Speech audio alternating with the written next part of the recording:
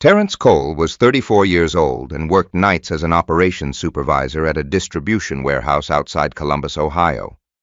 Most people saw a tired blue-collar worker with worn boots, an aging pickup truck, and permanent shadows beneath his eyes. They assumed men like him stayed exactly where they started.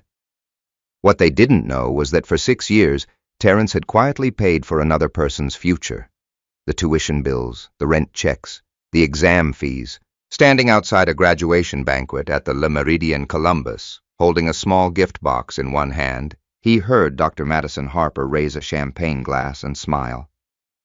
"And most of all," she said thank you to Connor Whitmore, the man who stood beside me through everything. The room exploded into applause. Terence's fingers tightened around the gift box until the cardboard bent inward. "Before we continue, let me know where you're watching from and what your local time is right now. I always enjoy seeing how far these stories travel around the world. And if you enjoy stories about quiet people who refuse to be underestimated, subscribe to the channel. There's a lot more waiting behind that ballroom door." 6 years earlier, Terence Cole had not been thinking about sacrifice. He had been thinking about coffee. The first time he saw Madison Harper, she was sitting alone at a corner table inside River Street Coffee in downtown Columbus. A thick biology textbook was open in front of her. 3 colored highlighters were lined up beside a laptop covered with handwritten notes. Terence noticed her because she looked frustrated, not angry, not overwhelmed, frustrated, like someone who knew exactly where she wanted to go but hadn't yet figured out how to get there. He was 28 then. She was 25. Terence had stopped by after a 12-hour shift at Great Lakes Distribution Center on the west side of the city. He wore a gray work jacket with the company logo stitched above the pocket. Madison looked up when he accidentally bumped her chair. "I'm sorry," he said. "No problem." She smiled. It was simple, nothing dramatic, nothing that looked like the beginning of a story that would consume 6 years of his life. 2 weeks later, they met again. Then again. By spring, they were spending weekends together. Terence liked how ambitious she was. Madison liked how steady he was. Most people talked. Terence listened. Most people made promises. Terence showed up. That difference mattered, at least in the beginning. One evening, they sat beside the Scioto River watching the city lights reflect on the water. Madison spoke about medical school, not casually, not as a dream, as a mission. She wanted to become a physician. She wanted to work in emergency medicine. She wanted to be the first doctor in her family. The problem wasn't intelligence. The problem was money. Her student loans would cover some expenses. Not all. She would still need housing, transportation, books, licensing fees, living expenses. The number seemed impossible. Terence remembered the way she stared at the river when she said it, like someone standing in front of a mountain. "I'll figure it out," she said quietly. Terence believed she would, but he also knew what struggle looked like. His mother had worked 2 jobs for most of his childhood. His father had disappeared before he turned 10. Nothing had ever come easy.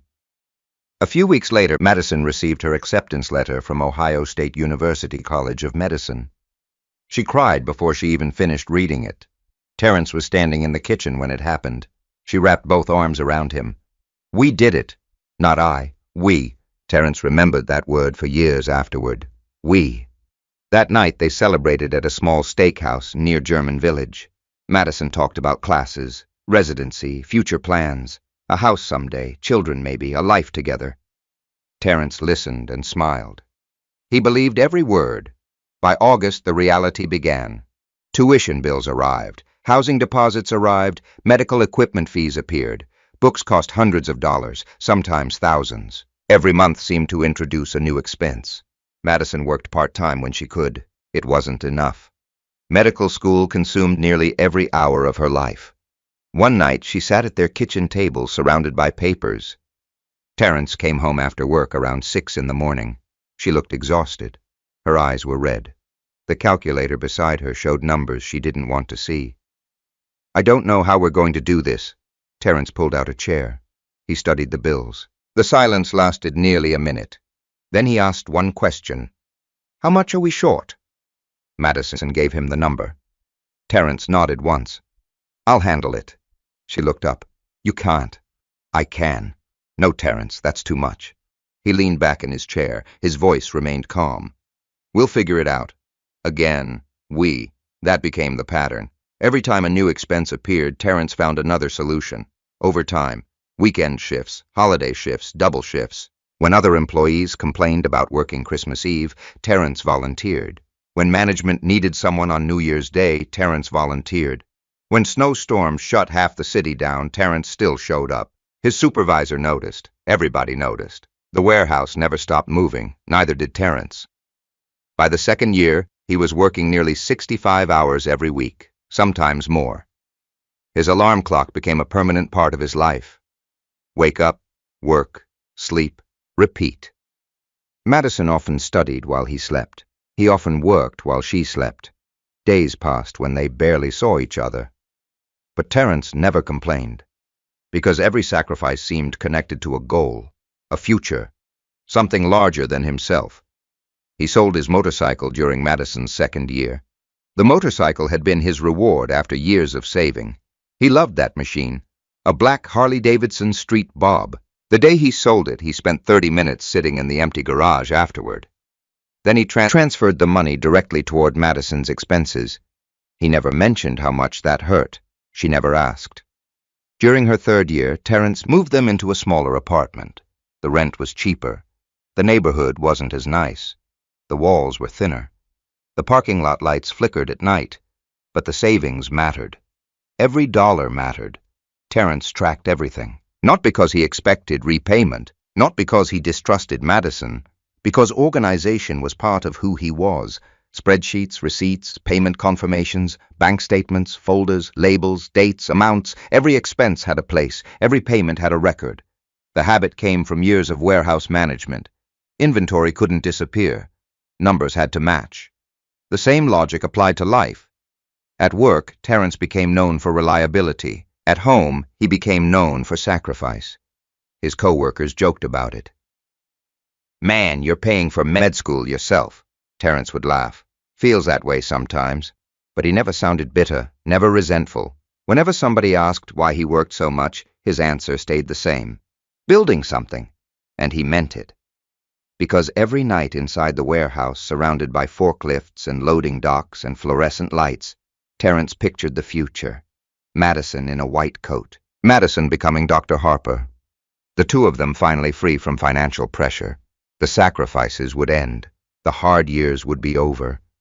At least, that's what he believed. What Terence could not see was that while he was building a future with his hands, another process had already begun. Slow, quiet, almost invisible. The first changes were small enough to ignore, small enough to excuse, small enough to explain away, at first. But those small changes were about to become impossible to miss. The first changes did not arrive like a storm. They arrived like dust. Small enough to ignore, easy enough to explain away. Terence Cole noticed them one at a time. A canceled dinner, a missed phone call, a forgotten promise. Nothing serious by itself, nothing worth starting an argument over. At least that was what he told himself. The first incident happened during Madison's second semester. For nearly 3 weeks, Terence had arranged his work schedule around one specific evening, Friday night, a rare night off. He had reserved a table at Lindy's restaurant in German Village. Nothing extravagant, just a chance to spend a few uninterrupted hours together. At 6 o'clock, he was already seated. At 6:15, he checked his phone. No message. At 6:30, her text finally arrived. "Sorry, study group ran late." Rain-checked Terence stared at the screen. Then he replied, "Of course. Good luck tonight." The server walked over. "Your guest coming?" Terence smiled politely. "No." He paid for a single meal and left. He never mentioned it again. A month later, it happened again. Different plans, different excuse, same result. Madison always sounded sincere, always tired, always overwhelmed. Medical school was demanding. Terence knew that. So he accepted every explanation. One evening, around 2 in the morning, he was walking through Warehouse Section C during inventory checks when his phone vibrated. A photo message. Madison had sent a picture from a rooftop gathering near campus. String lights, music, dozens of students, everybody smiling. She looked happy, relaxed, far more relaxed than she ever seemed at home lately. Terence smiled when he saw the photo. At first. Then he noticed something. She had never mentioned the event, not once. The realization lingered for a few seconds. Then he pushed it aside. Maybe it had been spontaneous. Maybe she forgot. Maybe it wasn't important. The human mind could manufacture excuses faster than facts. Terence was becoming very good at manufacturing excuses. By her second year, Madison's social circle had changed completely. Most of her closest friends were now future doctors, residents, researchers, medical students from wealthy families. The conversations became different. The restaurants became different. The expectations became different. Terence noticed because he no longer understood half the stories she told. Not because he lacked intelligence, because he wasn't living in that world. He spent his nights supervising freight deliveries. She spent her days discussing patient cases. The gap between those worlds kept widening. One Saturday afternoon, Madison invited him to a small gathering near campus. Terence was genuinely excited. It had been months since she had included him in anything connected to school. He arrived carrying a bottle of wine. The apartment was crowded. Students filled every room. Someone opened the door. "Hey," Terence smiled. "Hi." The student looked confused. "Who are you here with?" "Madison Harper." Recognition appeared. "Oh." The response felt strange. Not rude, just strange. A few minutes later, Madison appeared. Her smile looked forced, not unhappy. Not happy either. Something in between. She introduced Terence to several classmates. The introductions lasted only seconds. Then something happened. Something small. Something most people would have forgotten immediately. Terence never forgot it. One of the students asked how they met. Madison hesitated, just briefly. Then she laughed. "Oh, Terence is an old friend." Friend. The word landed harder than it should have, because they had been living together for nearly 3 years. Because she wore a ring he had bought. Because he was paying half the bills keeping her life together. Friend. The conversation moved on. Nobody noticed. Except Terence. He remained calm, smiled, participated. But later that night, driving home, the word replayed itself inside his head.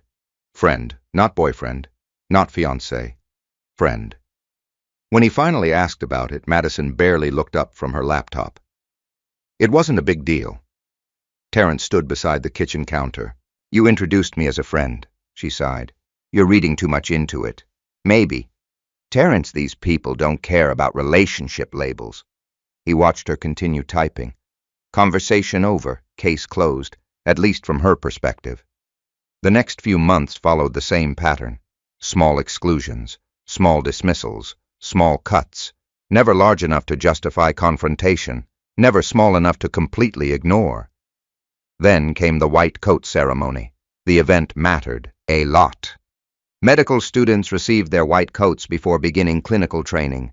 Families attended. Photos were taken. Speeches were given. It represented years of effort, one of the biggest milestones in a medical student's journey. Terence knew the date months in advance. He had already arranged time off, already planned dinner afterward, already purchased flowers. 3 days before the ceremony, Madison called. "I only got one guest ticket." Terence paused. "One? Yeah?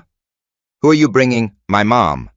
Terence nodded, even though she couldn't see him. "Okay. You understand, right?" "Of course." He meant it. Her mother absolutely deserved to be there. But something bothered him afterward. Not jealousy, not resentment, confusion. The school auditorium seated hundreds. Terence found himself wondering whether there had actually been only one ticket, or whether there had been another reason. He never asked. The ceremony happened without him. Madison posted photographs online. Her mother appeared in every picture. Terence clicked through them late at night during a lunch break. There were classmates, professors, parents, family members, dozens of people. Terence wasn't in a single image. A man could disappear long before he physically left a room. Terence was beginning to learn that. The only person who openly questioned what was happening was his older sister, Denise Cole, a registered nurse at Riverside Methodist Hospital. Unlike Terence, Denise trusted her instincts, and her instincts had started sounding alarms. One Sunday afternoon, she visited their apartment. Madison was studying at the library. Terrence grilled burgers on the balcony. Denise watched him for several minutes. Finally, she spoke. "Can I ask you something?" "Sure." "When was the last time Madison did something for you?" Terrence laughed. "What kind of question is that?" "A serious one." He flipped a burger, thought about it, then realized he couldn't answer immediately. Denise noticed. That was answer enough. "You work 70 hours a week," Terrence shrugged. "Not 70. Close enough. You know why?" "Yeah," Denise said quietly. "I do." The silence stretched. Then she added something he didn't like hearing. "Just make sure you're building a future together." Terrence looked up. "What does that mean?" "It means make sure you're not the only one building." He immediately defended Madison. Medical school, stress, pressure, long hours. Denise listened, then nodded. But the concern never left her eyes. Terrence saw it, ignored it, and continued moving forward, because that was what Terrence did. He moved forward, one shift, one payment, one sacrifice at a time. Then, during Madison's 4th year of medical school, he opened a kitchen drawer looking for a charger. Instead, he found an envelope. Cream-colored, expensive paper, gold lettering, the kind of invitation designed to impress. Terrence pulled it out, read the first line, and felt something cold settle into his stomach. It was an invitation, a graduation banquet, held after commencement, at one of the most prestigious hotels in Columbus.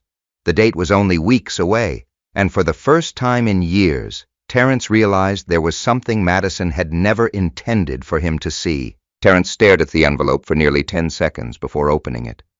The apartment was quiet. Only the hum of the refrigerator and the distant sound of traffic drifted through the room. Madison was still at the university hospital finishing a clinical rotation. Terrence stood alone beneath the kitchen light. The cream-colored envelope felt heavier than paper should. He slid the card out carefully. The lettering was elegant, gold embossed, expensive. Everything about it suggested celebration, success, achievement, a destination finally reached. Terrence began reading. The Ohio State University College of Medicine graduation celebration, Grand Ballroom, Le Méridien Columbus, Saturday evening, formal attire, dinner and reception. He read the date twice, then a third time. The event was less than 3 weeks away. His eyes moved down the page, looking for one thing, just one, his name. He never found it. The invitation was addressed specifically to Madison Harper. No guest listed, no +1, no mention of him. Nothing. Terrence lowered the card. For a moment he simply stood there, not angry, not yet. The feeling was stranger than anger. It felt like standing outside a house and realizing someone had quietly changed the locks months ago. No dramatic confrontation, no argument. Just the sudden understanding that something had already happened. Something important, something final. He placed the invitation back on the counter, then sat down. The chair creaked beneath him. Terrence looked around the apartment. The same apartment he had helped pay for. The same apartment where he had spent countless mornings returning from night shifts while Madison studied. The same apartment where they had talked about marriage, about children, about buying a house someday. Everything looked familiar, yet somehow different. The invitation sat between them like evidence, not proof of betrayal, proof of exclusion. There was a difference. One hurt more than the other. At 6:30 that evening, Madison came home. She looked exhausted, dark circles beneath her eyes, hospital scrubs, a half-finished energy drink in one hand. Terrence watched her enter, watched her place her bag on the floor, watched her see the invitation on the kitchen table. For the briefest moment, something flashed across her face. Surprise, then concern, then calculation. Gone almost instantly. "You found that—" Her voice sounded casual, too casual. Terrence noticed. "Yeah." Madison walked over and picked it up. "I forgot it was there." Terrence nodded. Neither spoke for several seconds. Finally, he asked, "When were you planning to tell me?" Madison looked away first. "About what?" "The banquet." She sighed, not dramatically, more like someone preparing for an inconvenient conversation. "It's not a big deal." Terrence remained silent. That forced her to continue. "It's mostly for classmates. The invitation says family and guests." Another pause. I just didn't think you'd enjoy it. There it was. Not because he couldn't attend, not because space was limited, not because tickets were unavailable, because she didn't think he would enjoy it. Terence studied her expression, searching for something, anything, regret, embarrassment, apology. He found none, only impatience. The conversation ended soon afterward. Madison disappeared into the bedroom. Terence remained in the kitchen, staring at the invitation, thinking. For the first time in years, he stopped explaining things away, stopped manufacturing excuses, stopped protecting Madison from questions she should have answered herself. And once he stopped making excuses, certain details became impossible to ignore. Over the next week, he began noticing things he previously overlooked. Not spying, not investigating, simply observing. One evening, Madison left her laptop open. An email notification appeared. Terence wasn't trying to read it. The subject line caught his attention anyway. Graduation banquet seating confirmation. Terence looked away immediately. Then something bothered him. Seating confirmation, not invitation, confirmation. Meaning arrangements had already been finalized. He waited until Madison went to shower. Then he opened his own laptop. Nothing illegal, nothing dishonest, just information. The graduation website listed all public events. The banquet details were included. Guest reservations had closed nearly a month earlier. A month. Terence leaned back in his chair. Madison had known for weeks, maybe longer. The realization settled heavily, not because she hadn't invited him, because she had deliberately chosen not to. That required planning, preparation, decision-making. You didn't accidentally exclude someone for a month. The following Saturday, Terence stopped by Denise's house.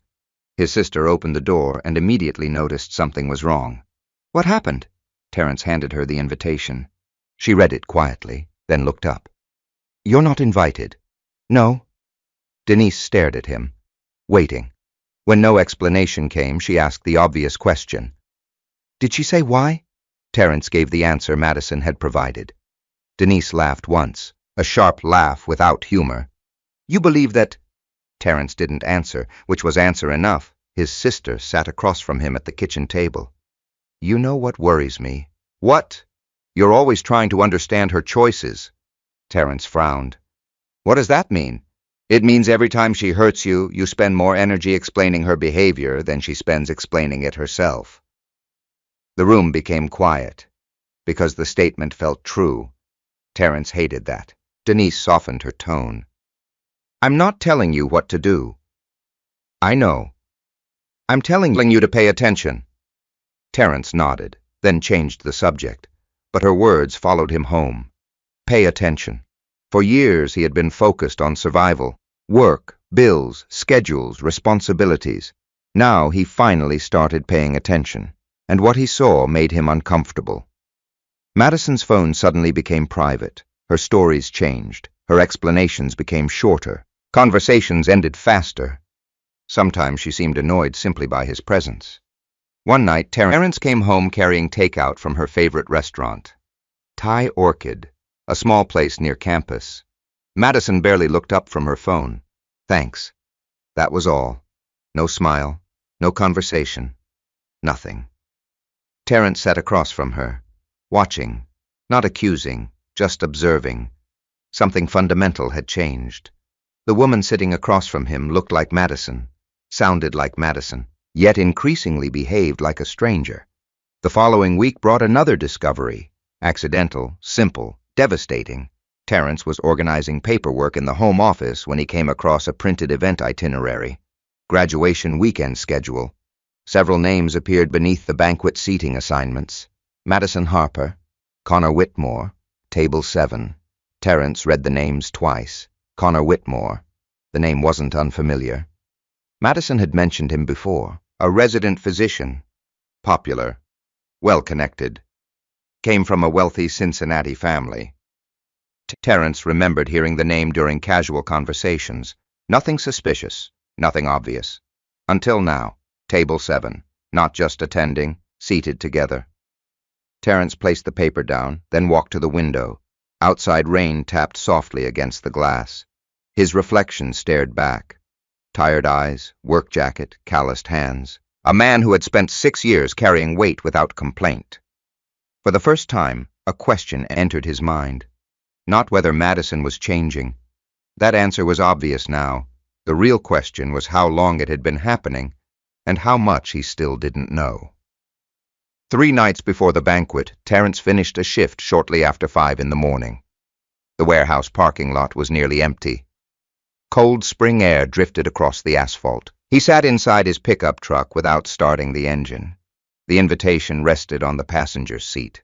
Beside it sat a small gift box he had purchased months earlier. Inside was a silver necklace, simple, elegant, engraved with one phrase, "You did it." Terence stared at the box, then at the invitation, then back at the box. Eventually he reached a decision. No arguments, no accusations, no dramatic confrontation beforehand. He would attend. Not because he expected gratitude, not because he expected recognition, because after 6 years he wanted to see the truth with his own eyes, whatever that truth turned out to be. 3 days later he opened his closet and removed the only suit he owned. Dark navy, slightly outdated, pressed carefully. Terence hung it on the bedroom door, then checked the banquet address one final time. Le Méridien, Columbus, Saturday, 7 p.m. Outside the city prepared for celebration. Inside, Terence prepared for something else entirely. Though he didn't know it yet, the next time he saw Madison Harper on a stage, she would say words neither of them would ever be able to take back. Saturday arrived warm and clear, the kind of spring evening Columbus reserved for postcards and graduation photographs. By 6 o'clock, downtown streets were crowded with families carrying flowers and gift bags. Restaurants were full, hotel lobbies buzzed with celebration. Inside a small apartment 15 minutes away, Terence Cole stood in front of a bathroom mirror, adjusting a navy blue tie. The suit fit well enough. Not perfectly. He had purchased it 4 years earlier for a cousin's wedding. Back then, Madison had helped him choose it. She said the color made him look distinguished. The memory surfaced unexpectedly, then disappeared. Terence tightened the knot, picked up the small gift box from the dresser, and left. His pickup truck looked out of place among the luxury vehicles parked outside Le Méridien, Columbus. BMWs, Mercedes, Range Rovers, a few Porsches. The hotel entrance glowed beneath warm, golden lighting. Valets moved efficiently between arriving guests. Women in evening dresses crossed the lobby. Men in tailored suits laughed beside marble columns. Terence parked in a public garage 2 blocks away. Not because he couldn't afford valet service, because old habits were difficult to break. He preferred saving money, always had. As he walked toward the hotel entrance, the gift box rested inside his jacket pocket. Light, small, almost weightless, yet somehow heavier than anything he had carried all week. Inside the lobby, nobody questioned him. Nobody stopped him. Nobody asked for an invitation. He blended into the crowd, just another guest attending another celebration.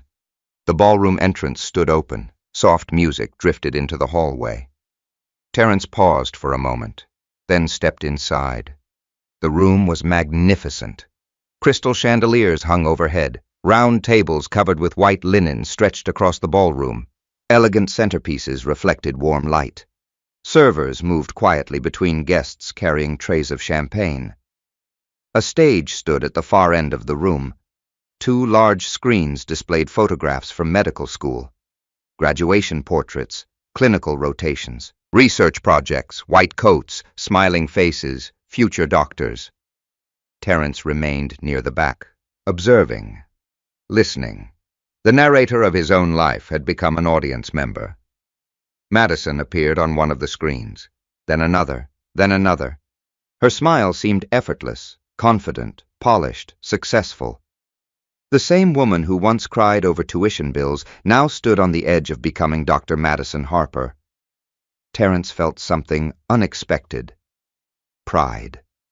Despite everything, despite the distance, despite the questions, despite the invitation that never came, he still felt proud, because much of what surrounded her tonight had been built through years of sacrifice.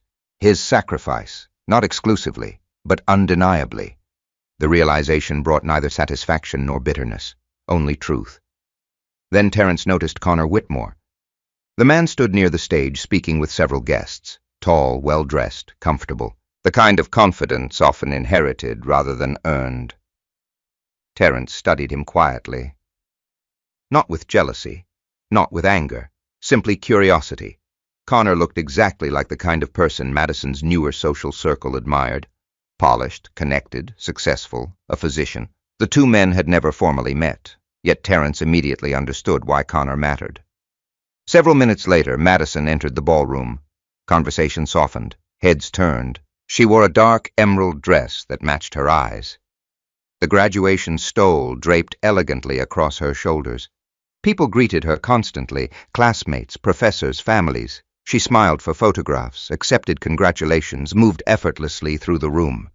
Terence watched from a distance, waiting, not expecting recognition, just watching. Madison never looked his direction, not once. At 7:30, dinner began. At 8:15, speeches followed. A dean spoke first. Then several faculty members. Then a student representative. Finally, Madison approached the podium. The ballroom applauded.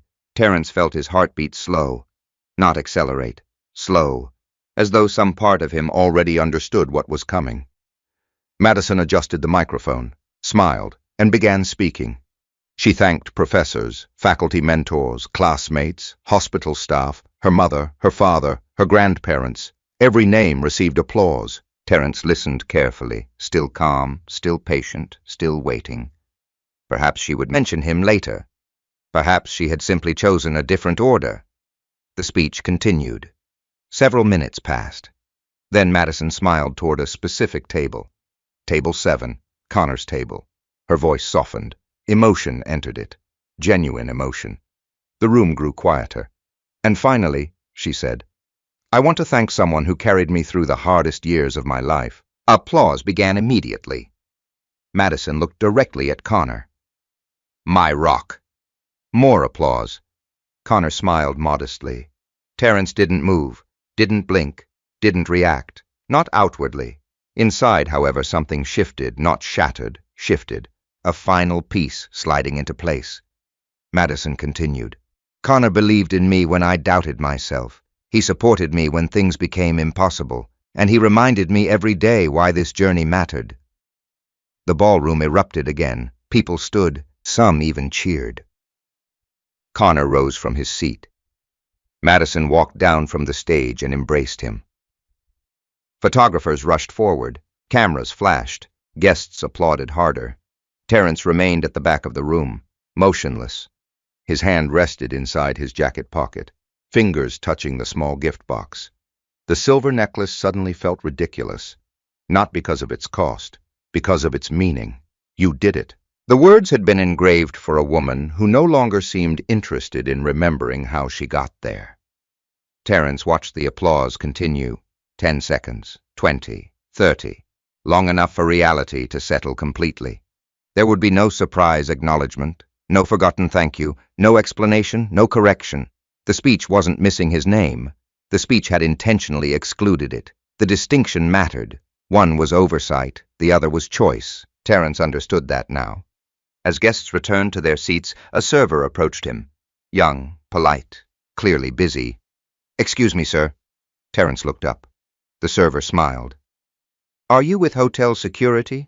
The question wasn't malicious. The young man simply assumed. Dark suit, serious expression, standing alone near the wall. Terence probably looked more like staff than family. For a second, neither spoke. Then Terence smiled faintly. "No." The server looked embarrassed. "Oh, sorry. It's okay." The young man hurried away. The exchange lasted less than 10 seconds, yet somehow it summarized the entire evening. Nobody knew who he was. Nobody knew why he was there. Nobody knew how many overnight shifts had paid for textbooks, rent checks, licensing fees, examination costs, parking permits, groceries, and countless emergencies. Because people only saw the final chapter, not the pages that came before. The applause eventually faded. Dinner resumed. Music returned. Conversations restarted. The celebration moved forward. Terence remained where he was, watching, listening, thinking. For years he had feared discovering the truth. Now the truth stood illuminated beneath crystal chandeliers. And strangely, it hurt less than uncertainty. Uncertainty asks questions. Truth provides answers, even painful ones. Across the ballroom, Madison laughed beside Connor. Photographers gathered around them again. Another picture, another memory, another carefully curated moment. Terence slipped the gift box from his pocket, turned it over once, then closed his hand around it. He could leave now, drive home, never speak about tonight again. But another thought entered his mind, a simple one. For 6 years he had accepted distance, accepted explanations, accepted exclusion. Tonight, for the first time, he wanted answers directly from Madison herself. Not tomorrow, not next week. Tonight. Terence straightened his jacket, took a slow breath, and began walking toward table 7. Terence moved through the ballroom slowly, not because he was nervous, because there was no reason to rush. The answers he wanted had already revealed themselves. What remained was confirmation. Nothing more. Around him, guests laughed over dessert and champagne. Conversations blended together beneath soft jazz music. Crystal glasses reflected chandelier light across white tablecloths. The celebration continued, for everyone except Terence. As he approached table 7, Madison was speaking with 2 professors. Connor Whitmore stood beside her, one hand casually resting in his pocket, smiling for photographs. Terence stopped several feet away, waiting, not interrupting, not forcing attention onto himself. Eventually Madison turned. For a split second she froze. The reaction was impossible to miss. Her smile disappeared. Her shoulders stiffened. Color drained slightly from her face. Terence noticed every detail. Because unlike the speech, this reaction looked genuine. Terence. His name sounded almost foreign coming from her now. Several people at the table glanced between them. Connor followed her gaze. The resident physician studied Terence briefly, trying to place him, trying to understand why Madison suddenly looked uncomfortable. Terence spoke calmly. "Congratulations." He removed the small gift box from his jacket pocket. "I wanted to give you this." Madison stared at the box, then at him. The moment stretched. People nearby pretended not to watch. They watched anyway. "Thank you," she finally said. But she didn't take the gift, not immediately. Terence noticed that, too. Eventually, she accepted it, holding it awkwardly, as if it were evidence she didn't want photographed. Connor stepped forward, polite, professional, the kind of smile people practiced. "I'm Connor." Terence nodded. "Terence Cole." Connor extended his hand. Terence shook it, firm, brief, nothing hostile, nothing friendly either, just 2 men acknowledging each other.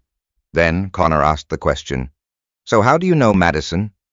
The words hung in the air. Simple question, complicated answer. Terence looked at Madison. She looked back. For a moment, neither spoke. Terence realized she was waiting to hear how he would define himself. Boyfriend, fiancé, partner, former partner, friend. The choice belonged to him, yet strangely he no longer cared. "We've known each other a long time," Connor nodded, apparently satisfied. Madison looked relieved. That bothered Terence more than anything else. Not the speech, not the banquet, the relief. Because relief suggested fear. Fear suggested something worth hiding. One of the professors excused himself. Then another. Gradually, the crowd surrounding the table drifted away. Within minutes, only 4 people remained: Madison, Connor, Terence, and silence. Finally, Madison spoke. "What are you doing here?" The question landed harder than she intended. Terence noticed Connor glance toward her. He noticed because the wording sounded wrong. Not "I'm surprised to see you." Not "Why didn't you tell me you were coming?" Not "I'm glad you're here." Instead, "What are you doing here?" As if his presence required justification. Terence kept his voice level. "I came to celebrate." Madison crossed her arms. "You should have told me." Terence almost laughed. Not because anything was funny, because the statement felt absurd. "I didn't know I needed permission." Connor looked uncomfortable now. The conversation was no longer fitting neatly into whatever version of reality he understood. Madison lowered her voice. "Can we not do this tonight?" "Do what?" Her jaw tightened. "This." Terence waited. She never clarified. Because there was nothing to clarify. He wasn't raising his voice, wasn't accusing her, wasn't creating a scene. He was simply standing there, and somehow that alone seemed to bother her. Connor attempted diplomacy. "Maybe we can all grab coffee sometime." Terence glanced toward him. The offer sounded sincere, which made it almost painful. Connor clearly didn't understand the situation. "Not yet." "Maybe?" Terence replied. Then Madison said something she would later regret. Not because it was cruel, because it was revealing. One careless sentence, the kind that exposes years of hidden truth. A nearby guest congratulated Madison as he passed.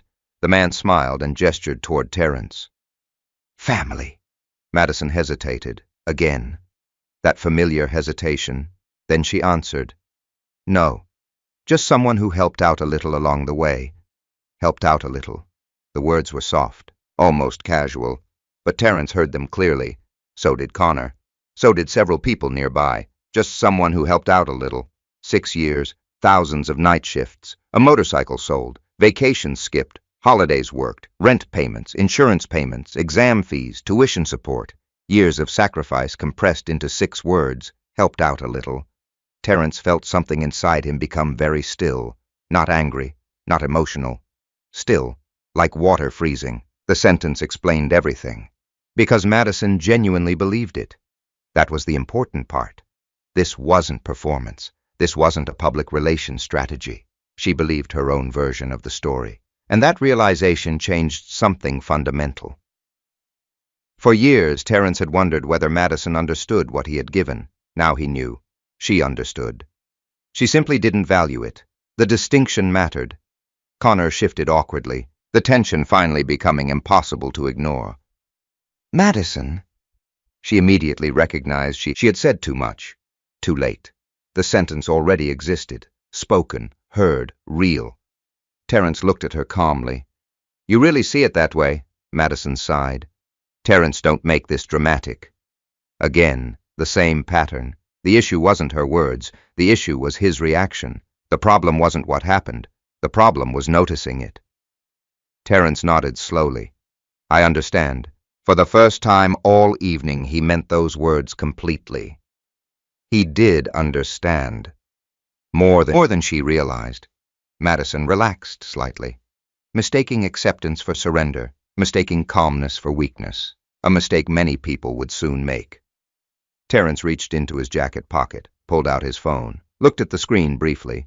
Not texting, not calling anyone, just checking that a recording application remained active. His thumb tapped the screen once. Save. The file stored automatically. A simple habit. Nothing unusual. At least not for someone who spent years documenting everything. The conversation continued another minute, mostly meaningless small talk. Then Terence stepped back. "I'll let you get back to your guests." Madison looked relieved again. Connor offered a polite nod. "Nice meeting you." "You too." Terence turned and walked away. No confrontation, no accusations, no emotional speech. Nothing the ballroom could gossip about tomorrow. The absence of drama confused people. A few guests watched him leave, expecting an explosion, expecting anger, expecting humiliation. Instead, they received silence. Because silence often frightened people more than shouting, especially when they didn't understand what came next. Outside the ballroom, Terence walked through the hotel lobby, past marble floors, past the front desk, past groups of laughing families taking photographs. The city air felt cool against his skin when he stepped outside. He stood on the sidewalk for several moments, breathing, thinking, processing. Traffic moved steadily through downtown Columbus. A siren echoed somewhere in the distance. Life continued, unaware, uninterested. Terence reached into his pocket and removed his phone again. The recording was there, time-stamped, stored, protected. He listened to one short section, Madison's voice, clear, undeniable. Just someone who helped out a little. Terence stopped the playback. Not because he needed to hear more, because he had already heard enough. The statement itself meant very little. The context behind it meant everything. As he walked toward the parking garage, another realization surfaced. For years, he had been protecting the relationship, protecting Madison, protecting the future he imagined. Tonight, that responsibility ended. Not through anger, not through revenge, through clarity. By the time Terence reached his pickup truck, dawn felt closer than midnight. Not literally, emotionally. The darkness of uncertainty had finally lifted. Painful truth was still truth, and truth gave direction. He started the engine, drove home through quiet streets, and shortly before sunrise, he unlocked the apartment door. Inside a filing cabinet in the spare bedroom sat a black binder. Terence had not opened it in months. He walked directly toward it, because for the first time the records inside were no longer memories. They were evidence. The apartment was silent when Terence arrived home. Sunrise had not yet reached Columbus. Gray morning light leaked through the blinds in thin stripes. For years, Terence had entered this apartment exhausted. Tonight he entered awake. Pain had a way of defeating fatigue. He locked the door behind him, removed his jacket, placed his keys on the kitchen counter, then walked directly toward the spare bedroom. The room served several purposes: home office, storage space, bill-paying station. Most people would have called it cluttered. Terence called it organized. A metal filing cabinet stood against one wall. 3 drawers, black, unremarkable. Inside sat 6 years of records. He pulled open the bottom drawer, reached inside, and removed a thick black binder. The label was simple: Harper Education. Terence carried it to the desk, sat down, opened the cover. For several moments he simply looked, not reading, remembering. Every page represented a choice. Every document represented a sacrifice. The first section contained tuition records, semester after semester, year after year, printed payment confirmations, electronic transfers, receipts, amounts, dates, everything neatly arranged. Terence flipped through them slowly. The numbers accumulated quickly. $5,000, $8,000, $3,000, $1,200, another $4,000. Some payments came directly from Madison's loans. Others came from Terence's savings. Many came from overtime earnings. Each page told the same story: support, partnership, investment, belief.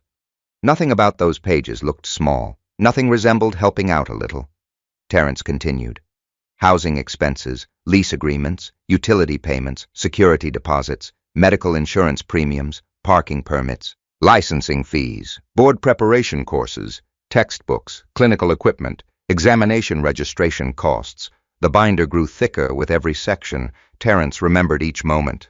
The emergency car repair during Madison's 2nd year, the broken transmission he paid for because she couldn't afford to miss hospital rotations, the apartment flood that forced them to relocate temporarily, the licensing exam fee that appeared unexpectedly, the specialized textbooks costing hundreds of dollars each.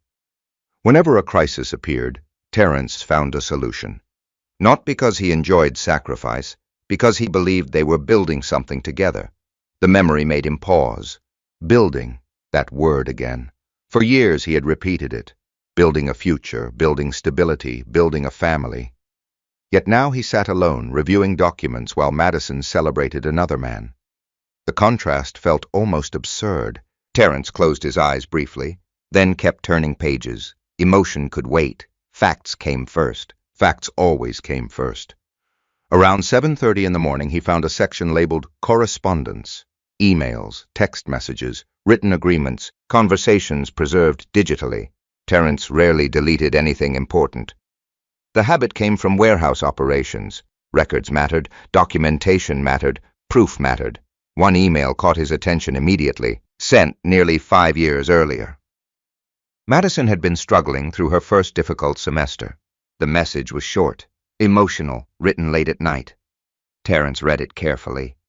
I don't know what I would do without you. Everything I'm accomplishing is because we're doing this together. He stared at the sentence, then continued reading. Someday, when I'm Dr. Harper, we're going to look back and laugh about how hard this was. We're investing in our future, not hers, ours. The distinction mattered. Another email, another message, another promise. The language repeated itself constantly. together, we, us, future, partnership, marriage, family. Every written record told the same story Madison no longer seemed willing to acknowledge publicly. At 9 o'clock, Terence made coffee, strong, black, no sugar. He carried the mug back to the desk and continued reviewing documents. Hours passed. The binder revealed details he had almost forgotten. Receipts from extra shifts worked during snowstorms. Transfer confirmations sent after midnight. Payments made directly to university accounts. Each document strengthened something Terence had begun realizing after the banquet. This wasn't merely a failed relationship.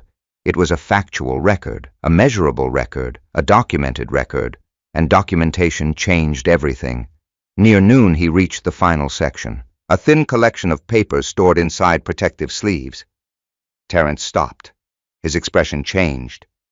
This section mattered more than any other, because unlike emails or receipts, these pages carried signatures, actual signatures. Years earlier, during Madison's second year of medical school, a conversation about finances had led to a practical decision. Neither of them had considered it controversial. At the time, it felt responsible, adult, reasonable. Madison worried about the growing amount of money Terence contributed. Terence worried about keeping financial records organized. The solution had been simple: a written agreement, not complicated, not hostile, not created because either person expected failure. The document stated that if their relationship ended before marriage, Madison would reimburse certain documented educational expenses over time, according to a mutually agreed repayment schedule. The purpose wasn't punishment, protection, for both sides. Madison herself had suggested putting things in writing. Terence remembered the conversation clearly. They had laughed while signing it. Neither believed it would ever matter. People in love rarely imagine legal documents becoming important. Yet there it was. Black ink, Madison Harper's signature, Terence Cole's signature, witnessed, dated, stored, forgotten, until now. Terence read the agreement twice, then a third time, not because he doubted it, because he finally understood its significance. For years, the document had existed quietly in the background. Now it stood at the center of everything. His phone buzzed. The screen displayed Madison's name. Terence stared at it. The call went to voicemail. 30 seconds later, she called again. He let that call go too. Then a text arrived. "We need to talk." Terence looked at the message. No apology, no explanation, no acknowledgement, just a demand. "We need to talk." He placed the phone face down on the desk. The timing interested him, not the content, because Madison had shown little interest in talking for months. Yet after the banquet, suddenly conversation became urgent. Terence suspected why. People became eager to communicate when control started slipping away. The phone buzzed again. Another text. "Why were you there?" Terence almost smiled. Still the same question. Why were you there? Not how are you feeling, not can we fix this? Not I'm sorry, just concern about his presence, concern about what he had seen, concern about what he now knew. The distinction mattered. Terence ignored the message. Instead, he picked up another document, a spreadsheet, his master spreadsheet. 6 years of financial records summarized in one place, rows, columns, dates, amounts, categories, thousands of entries. Terence began reviewing totals. The final number surprised even him. Not because he didn't know the amount, because he had never seen everything added together at once. The figure represented years of labor, years of missed sleep, years of overtime, years of believing in someone else's dream. The amount sat quietly on the screen, objective, emotionless, powerful. By late afternoon, Terence had reached a conclusion. Not an emotional conclusion, a practical one. This situation had moved beyond personal conversations, beyond explanations, beyond promises. Too much documentation existed, too much history existed, too many facts existed. Facts required professional handling. There was only one logical next step. Legal advice, nothing aggressive, nothing reckless, just information, guidance, options. Terence opened his laptop, typed a name into the search bar. Marcus Bennett, civil litigation attorney, downtown Columbus, former military officer, highly respected. a man known for preparation rather than theatrics. Terence had heard of him years earlier through a warehouse co-worker. He clicked the website, read quietly, then picked up his phone. The call lasted less than 4 minutes. An assistant answered, asked several questions, scheduled a consultation, Tuesday morning, 10 o'clock. Terence wrote the appointment into his calendar, then closed the binder. The sound echoed softly through the room. For the first time since the banquet, a sense of direction replaced uncertainty. Not victory, not revenge, direction. Outside the window, afternoon sunlight stretched across the city. Traffic moved through nearby streets. Life continued, ordinary, unaware. Inside the apartment, the black binder sat on the desk, no longer a collection of memories, no longer a symbol of sacrifice. Now it had become something else, something much more dangerous, evidence. Tuesday morning arrived cold and gray. Rain drifted across downtown Columbus in thin sheets, turning sidewalks reflective and slick. Terence Cole parked his truck 3 blocks from Marcus Bennett's office. Old habits. Parking garages charged $20. Street parking cost $2. Terence chose the $2 option. Even now, even after everything, he still thought in numbers. The office occupied the 7th floor of a brick building overlooking Broad Street.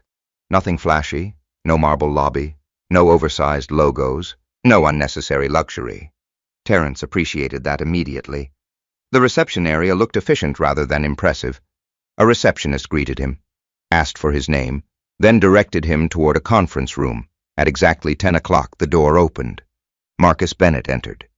52 years old, former Army officer, broad shoulders, silver hair, calm eyes, the kind of man who appeared impossible to surprise.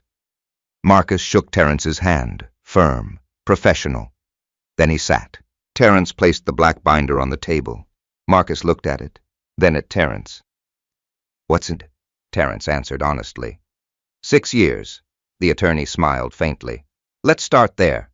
For the next 90 minutes, Terence spoke. Not emotionally, not dramatically, simply chronologically.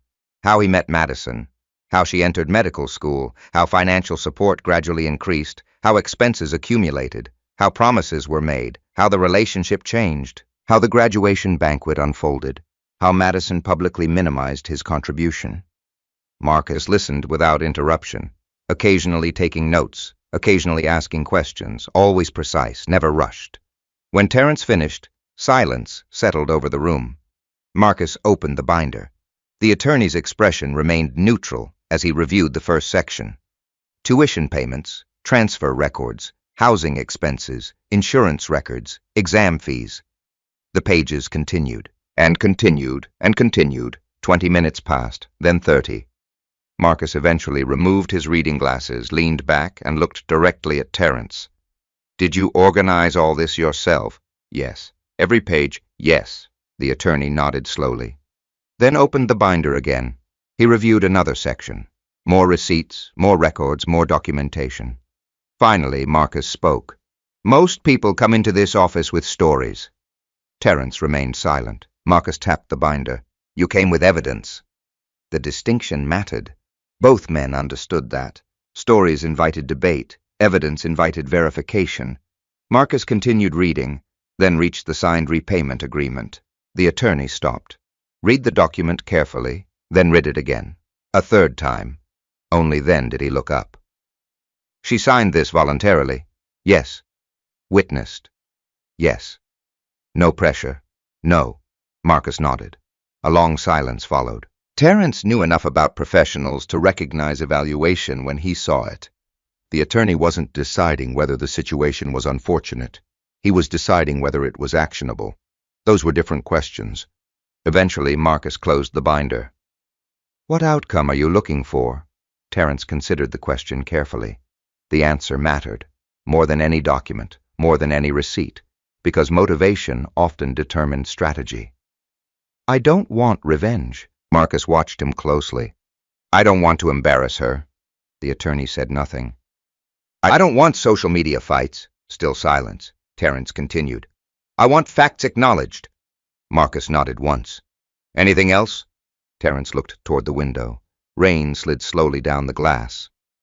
I don't want 6 years rewritten. The room became quiet, because that sentence reached the center of everything. Money mattered, certainly. But money wasn't the true issue. The real issue was narrative, history, truth. A person could survive financial loss. What became harder was watching reality rewritten in real time. Watching sacrifice reclassified as something insignificant. Watching documented facts become inconvenient memories. Marcus seemed to understand immediately. That's reasonable. Terence exhaled slowly. The attorney folded his hands. Let me explain where things stand.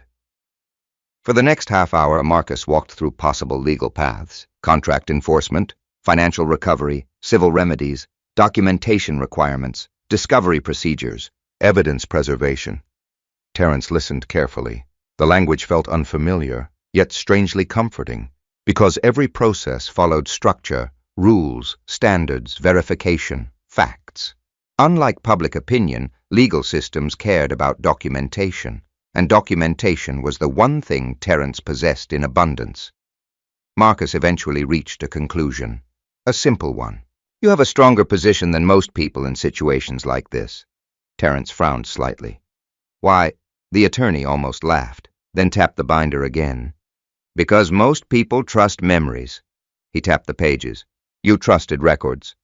The meeting ended shortly after noon. Before leaving, Marcus provided a checklist: additional documents, bank statements, electronic communications, financial summaries. Terence already possessed nearly everything requested. The attorney seemed impressed by that. Not emotionally impressed, professionally impressed. As Terence gathered his materials, Marcus offered one final piece of advice. You're about to discover something. Terence paused. What? Marcus leaned back. The moment documentation appears, people's stories tend to change. The statement lingered. Then Marcus added something else. Don't argue online. Terence almost smiled. I wasn't planning to. Good. The attorney stood. Because facts work better when they're not competing with emotions. Outside, the rain had intensified. Terence carried the binder back to his truck. The city looked different now, not because Columbus had changed, because uncertainty had. For months, perhaps years, questions dominated his thinking. Now questions were being replaced by procedures, next steps, action items, structure. The difference felt surprisingly calming. That evening, Terence returned home. The apartment remained quiet. Madison was spending increasing amounts of time elsewhere. Hospital rotations, graduation celebrations, friends, Connor. Terence no longer asked, no longer investigated, no longer chased explanations. Instead, he sat at the dining table organizing requested materials. The process consumed hours: additional statements, payment confirmations, archived emails, loan records, expense summaries. Every file received a label. Every folder received a date. Around 8:30, his phone vibrated. Madison again. A text message. We need to figure out where things stand. Terence read it twice. Interesting. Not, how are you? Not, can we talk? Not. I'm sorry. Instead, we need to figure out where things stand. Practical language, cautious language. The wording sounded almost strategic. Terence didn't respond.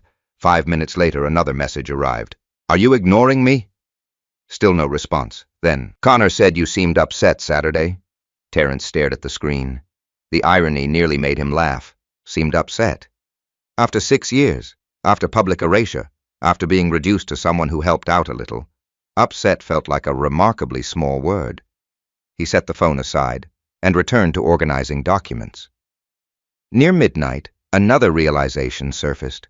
For years, he had invested energy into protecting Madison's image, explaining her behavior, defending her choices, minimizing her actions. That habit had disappeared, not intentionally, naturally, like a muscle finally relaxing after carrying weight too long. The next morning, Marcus called. Brief conversation, efficient, professional.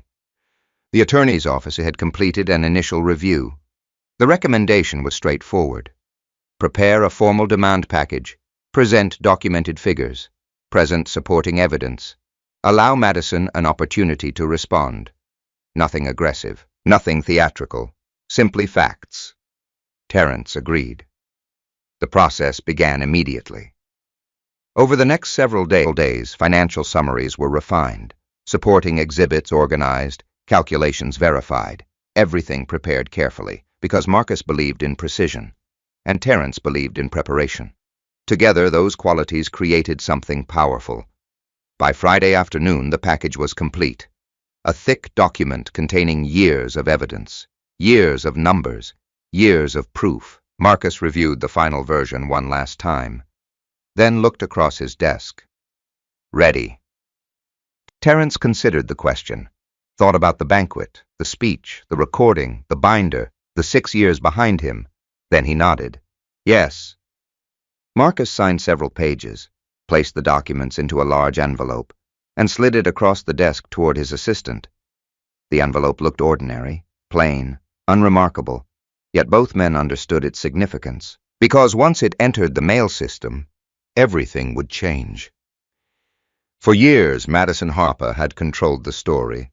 Soon she would be forced to confront the record, and records rarely cared about feelings. The certified envelope arrived on a Wednesday morning. Terence never saw the delivery, but Marcus Bennett did. Because the law firm tracked everything: signature confirmation, delivery timestamp, receipt verification, documentation, the same language Terence had spoken for years without realizing it. By 11:30 that morning, Dr. Madison Harper signed for the package. By 11:42, Marcus received confirmation. By noon, everything changed.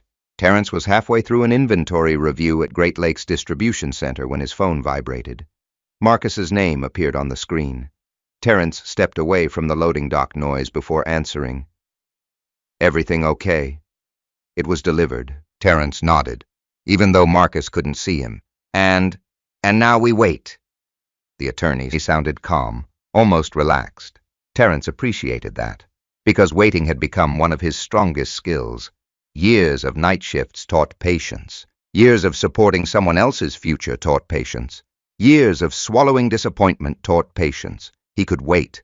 The real question was whether Madison could. The answer arrived faster than expected. At 2:17 p.m., Terence's phone exploded with notifications. 3 calls, 4 text messages, then another call. Madison. He ignored them all, not out of spite, because Marcus had been clear. No direct discussions, no emotional conversations, no informal negotiations. Everything through counsel, everything documented, everything controlled. The messages continued. What is this? Call me. Terence, answer your phone. This is ridiculous. We need to talk now. Terence looked at the screen, then locked it again. Back inside the warehouse, forklifts continued moving pallets across concrete floors. Employees continued loading trailers. Schedules continued running. The world remained indifferent to personal drama. Terence liked that. Reality often felt cleaner than emotions. That evening, he arrived home shortly after 6. The apartment felt different now, not empty, divided. Madison's belongings remained throughout the space. Shoes by the door, medical books on shelves, photographs on walls. Yet the apartment no longer felt shared. It felt temporary, like a hotel room occupied by 2 strangers. Madison was waiting when he entered, standing beside the kitchen counter, holding papers, the demand package. Terence immediately recognized it. Her face revealed something he had not seen in a long time. Not anger, fear, real fear. What is this? Terence placed his keys down calmly. You have an attorney. She laughed sharply, disbelief mixed with panic. Are you serious? Terence said nothing. Madison held up the packet. This can't be serious. It is. The room became silent. For years, Terence would have rushed to calm her, explain himself, reduce tension, protect her emotions. That instinct was gone. Not because he hated her, because clarity had replaced confusion. Madison stepped closer. You're actually trying to charge me for helping me. Terence noticed the wording immediately. Helping, not funding, not supporting. Helping. Language mattered. It always did. I didn't write the letter. You approved it?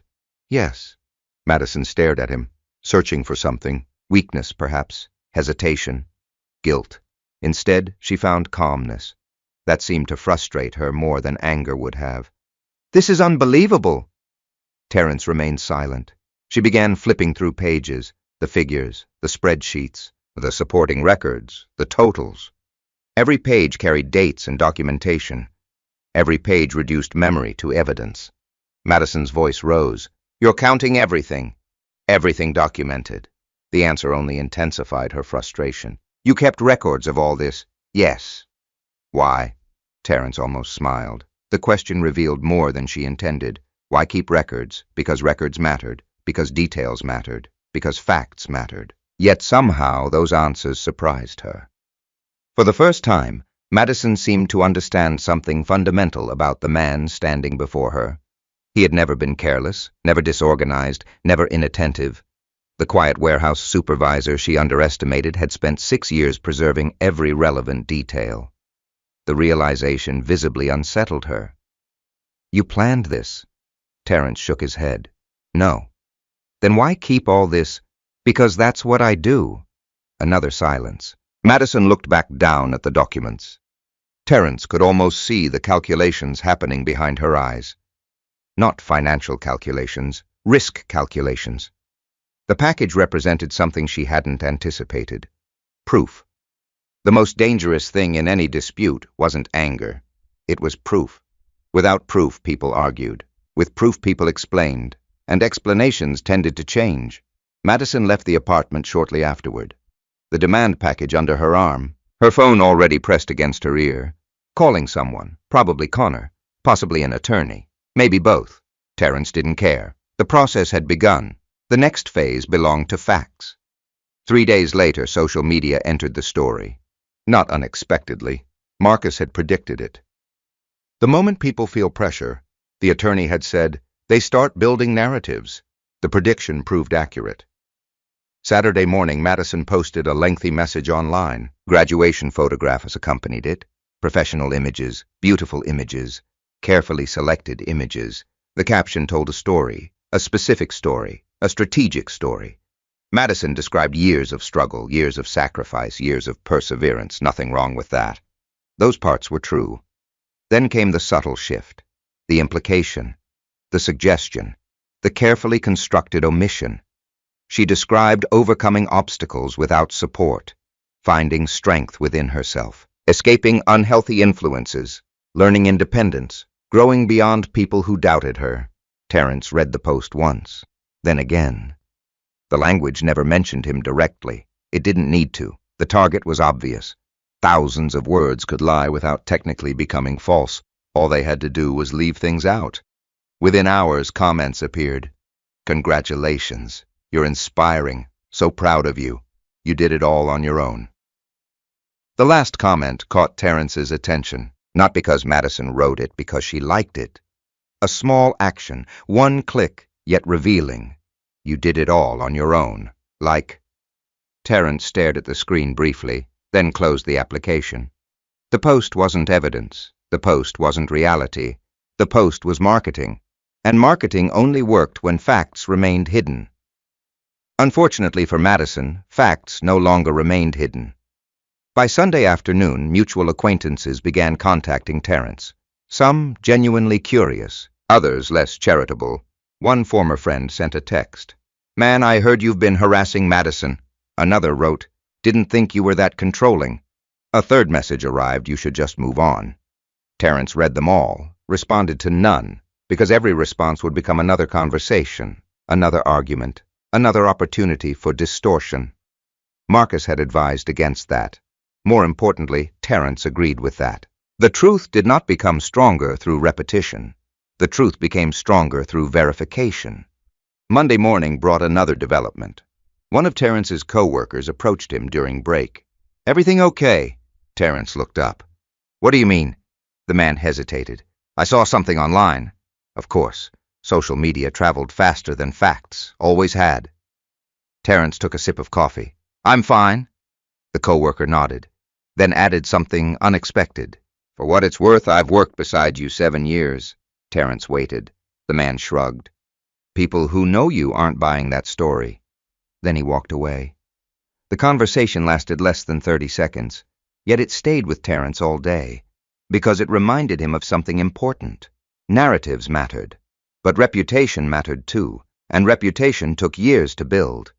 Years Madison's post couldn't erase overnight. Tuesday afternoon, Marcus called.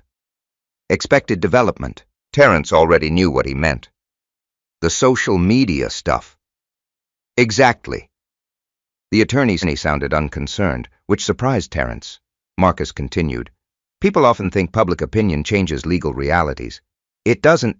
No. A brief pause. Documents don't care about hashtags. Terence laughed for the first time in days. The attorney continued.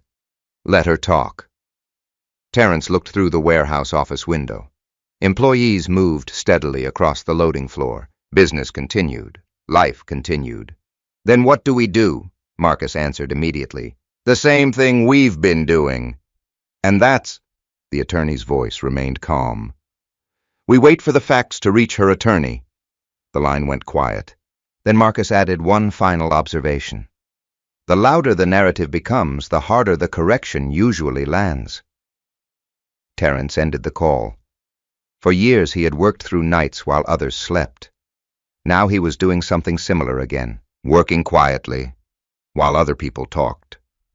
And somewhere across Columbus, Madison Harper was beginning to discover that stories could travel fast, but evidence traveled farther. The phone call came at 9:43 p.m. Terence had just returned from work. A frozen dinner sat untouched on the kitchen counter. The apartment was quiet again. Madison hadn't spent a night there in nearly a week. Her side of the closet remained full. Her books remained stacked in the spare room, but physically she was becoming absent. Emotionally she already was. Terence glanced at his phone. Madison. Again. For several seconds he considered letting it ring. Then he remembered Marcus's advice. Sometimes silence created more confusion than clarity, especially when lawyers had already entered the picture. Terence answered. Hello? The explosion arrived immediately. Are you out of your mind? No greeting, no introduction, no attempt at calmness, only anger, raw and immediate. Terence lowered himself into a kitchen chair. You should talk to your attorney. I'm talking to you. Her voice rose. This whole thing is insane. Terence looked toward the dark window. Rain tapped softly against the glass. Outside, traffic lights reflected on wet pavement. Inside, Madison continued. You're trying to bill me for our relationship. Terence said nothing, because the statement itself was inaccurate, and inaccuracies had a way of exposing themselves if allowed enough space. You helped me because you loved me. Still silence. You can't suddenly decide everything was alone. That statement interested Terence, not because it was convincing, because it revealed strategy. Marcus had predicted something similar. The narrative was evolving. Support was becoming generosity. Generosity was becoming gifts. Gifts were becoming obligations. Definitions were shifting. The facts themselves remained unchanged. Madison continued speaking, faster now, less controlled. Nobody does what you're doing, Terence finally answered. The agreement says otherwise. Silence, a sharp silence. Not because Madison had no response, because she hadn't expected him to mention it immediately. The signed agreement represented a problem, a significant one, not emotional, not symbolic, practical, documented, verifiable, real. When Madison spoke again, her voice sounded different, less certain. That document was never supposed to be used. Terence almost smiled. There it was, the first honest sentence of the conversation. Never supposed to be used. Exactly. Neither of them expected it would matter. That didn't make it disappear. Contracts often became important only after relationships stopped working. That was their purpose. Terence remained calm. It exists. You know what I mean. I do. The silence returned. Then Madison tried a different angle, a more personal one. After everything we've been through. Terence looked around the apartment, at the furniture, the photographs, the life they once discussed building. After everything we've been through. Interesting phrase, because it sounded shared, mutual, collective. Yet the graduation banquet had told a different story. Publicly, clearly. After everything we've been through. The words arrived months too late, perhaps years. I think we're done talking about this, Madison laughed. A short, bitter laugh. You think you can win because you hired a lawyer? Terence considered the question. No. Then why are you doing this? The answer came immediately. because it had never changed, because facts matter. The line went quiet, completely quiet. Several seconds passed. Then Madison spoke again.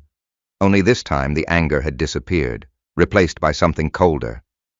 "You've changed," Terence almost responded. Instead, he stopped himself. Because she was wrong. He hadn't changed. The difference was simpler. He had stopped ignoring reality. The call ended less than 2 minutes later. No resolution, no understanding, no reconciliation. Just distance, greater distance than before. Terence placed the phone down, then returned to his dinner. Cold now, unappetizing. He ate it anyway. Years of warehouse work had taught practicality. The next morning, Marcus called. "How did it go?" Terence summarized the conversation. The attorney listened, then nodded, even though Terence couldn't see him. Expected, meaning Marcus leaned into professional explanation mode. "The narrative is shifting." Terence had heard that phrase before. What does that mean exactly? "It means she understands documentation exists." The attorney paused. "Now she's trying to redefine the documentation." That made sense because facts rarely disappeared. People simply changed how they described them. Marcus continued. "Has she denied receiving the money?" "No." "Denied the payments?" "No." "Denied signing the agreement?" "No." The attorney laughed softly. "Then we're not arguing about facts. What are we arguing about?" "Interpretation." The distinction mattered. Terence understood that immediately. Because interpretations changed constantly. Facts didn't. The following week brought another development. Madison hired counsel. Marcus expected that too. A response letter arrived, professional, carefully written, predictable. The attorney argued that Terence's contributions had been made voluntarily, within the context of a romantic relationship, without expectation of repayment. Marcus reviewed the document twice, then set it aside, unimpressed. "That's it," Terence looked surprised. "You expected more." "I expected better." The attorney opened the black binder, then tapped the repayment agreement. "This changes everything." Terence remained quiet. Marcus continued. "Without this document, we'd be having a different conversation." He tapped the signature line. "But we have this." The attorney looked almost disappointed, as if the opposing side missed something obvious. Perhaps they had, because within days another request arrived: discovery, documentation exchange, financial verification, electronic communications. The process was becoming official, structured, methodical. Exactly the environment where Marcus thrived. Exactly the environment where Terence's record-keeping became valuable. That weekend, social media turned uglier. A former classmate of Madison's posted a comment. Then another, then several. Rumors spread. Whispers multiplied. Most people lacked information. That didn't stop opinions.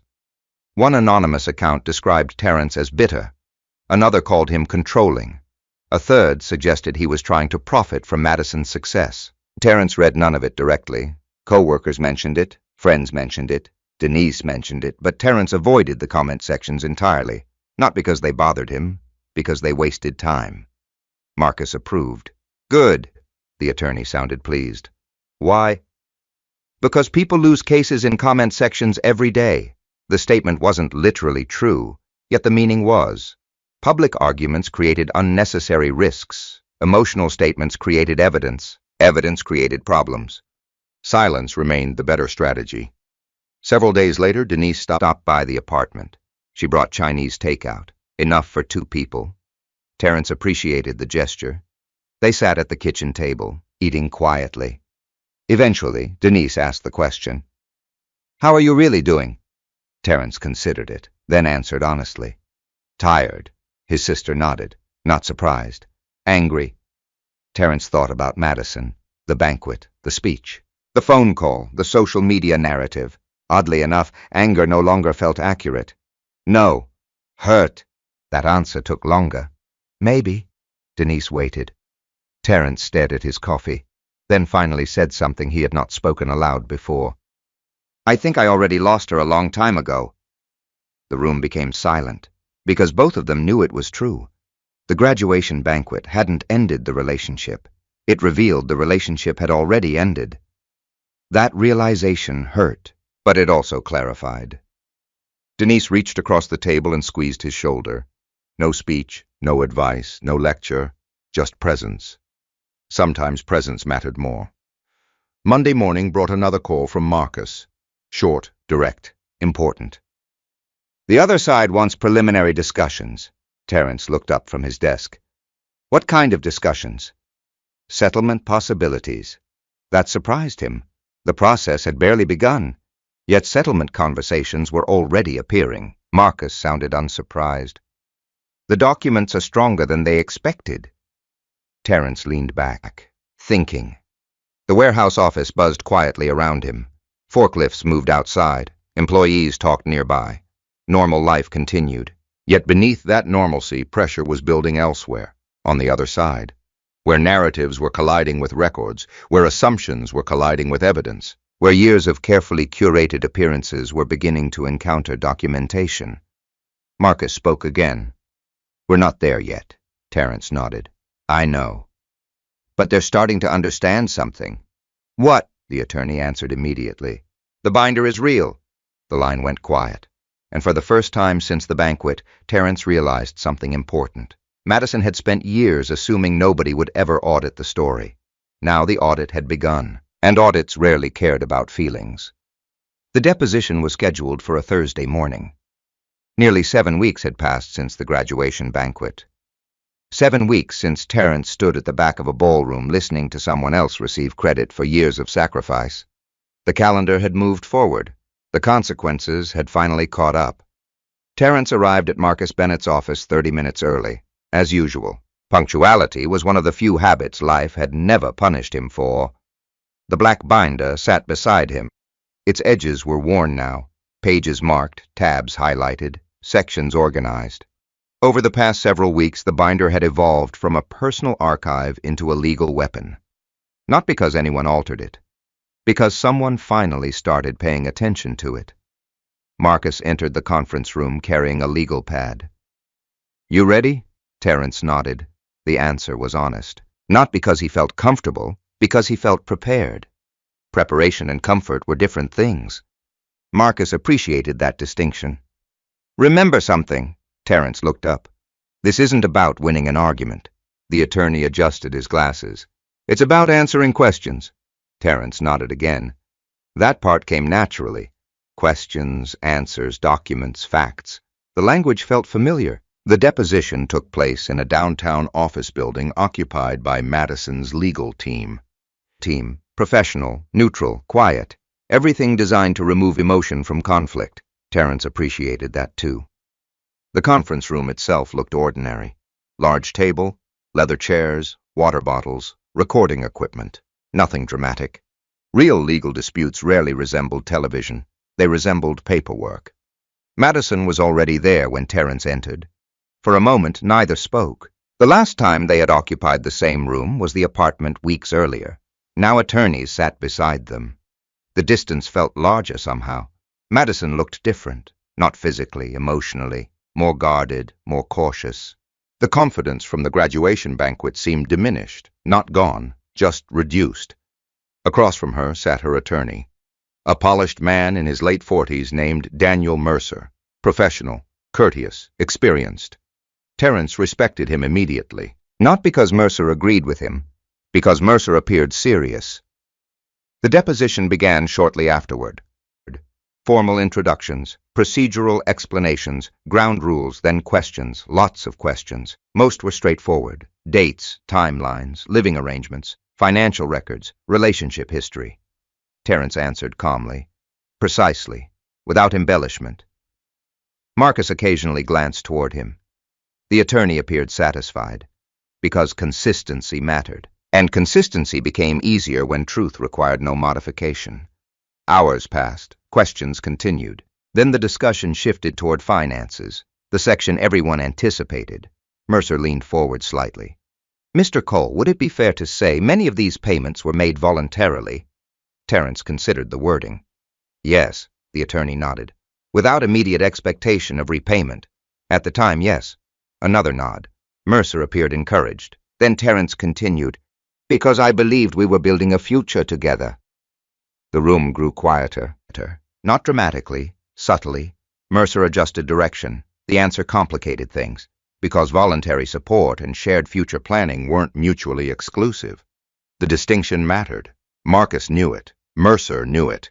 Terence simply answered honestly. The questions continued. Then came the emails. Boxes of printed correspondence sat stacked beside the table. Years of communication, years of promises, years of language. Marcus opened one binder, selected a page, then slid it across the table. Please read the highlighted section. Madison accepted the document. Terence watched quietly, not her emotions, only the process. The email came from 4 years earlier, written during her second year of medical school. One sentence stood highlighted. Everything we're spending now is an investment in our future together. Madison finished reading. The room remained silent. Mercer immediately requested another document, then another, then another. Unfortunately for him, the language remained remarkably consistent. Future, partnership, marriage, us, together. The words appeared repeatedly, not once, not twice, dozens of times, perhaps hundreds. People often underestimated their own digital footprints. Terence never had. Years earlier, he preserved everything, not because he expected betrayal, because organization felt natural. Now that habit was becoming increasingly significant. By early afternoon, another email appeared. This one created a noticeably different reaction. Even Mercer paused longer than usual. The message had been sent after a major tuition payment. Madison wrote, "I know I'll never be able to repay everything you've done for me, but I'll spend the rest of my life trying." The sentence hung in the room, simple, direct, powerful, not because it proved everything, because it contradicted the narrative developing afterward. Mercer carefully moved forward. The deposition continued, yet momentum had begun shifting. Everyone sensed it, even without acknowledging it. Around 3 o'clock, the signed agreement entered discussion. The agreement represented the most dangerous document in the entire case, not because it was emotional, because it was objective. Signatures rarely cared about feelings. Marcus presented the original copy, preserved, dated, witnessed. Madison examined it. Mercer examined it. Then questions followed. "Did you sign this?" Madison answered quietly. "Yes." "Was the signature yours?" "Yes." "Did anyone force you?" "No." Simple answers, simple questions, yet each answer strengthened the document. Terence watched carefully, not because he wanted to see Madison struggle, because reality often emerged through accumulation. One fact, then another, then another. Eventually, patterns became impossible to ignore. Several hours later, Marcus introduced something unexpected, the audio recording from the graduation banquet. The room became noticeably still. Even Mercer looked surprised. Terence wasn't. The file had existed since that night, preserved, stored, time-stamped, waiting. The recording played through conference room speakers. Madison's voice filled the room, clear, undeniable, just someone who helped out a little along the way. Silence followed. Long silence. Because context mattered. The sentence alone meant little. The sentence alongside 6 years of documentation meant everything. Mercer rubbed his forehead. Marcus remained expressionless. Terence simply listened. The recording ended. Nobody spoke immediately. Finally, Mercer cleared his throat. "Let's take a short break," everyone agreed. Outside the conference room, Terence stood near a window overlooking downtown Columbus. Traffic crawled through afternoon congestion below. People crossed intersections. Businesses operated normally. Life continued. A strange thought entered his mind. For years, he imagined justice as something dramatic, a confrontation, a revelation, a victory. Instead, justice looked surprisingly ordinary. Folders, emails, dates, spreadsheets, signatures. The truth wasn't arriving dramatically. It was arriving methodically. Marcus joined him. Neither spoke for several seconds. Then the attorney finally said something. "How are you holding up?" Terence thought about it, really thought. The answer surprised him. "Better than I expected." Marcus nodded. "Why?" Terence looked out the window. "Because the answer mattered." After a moment, he found it.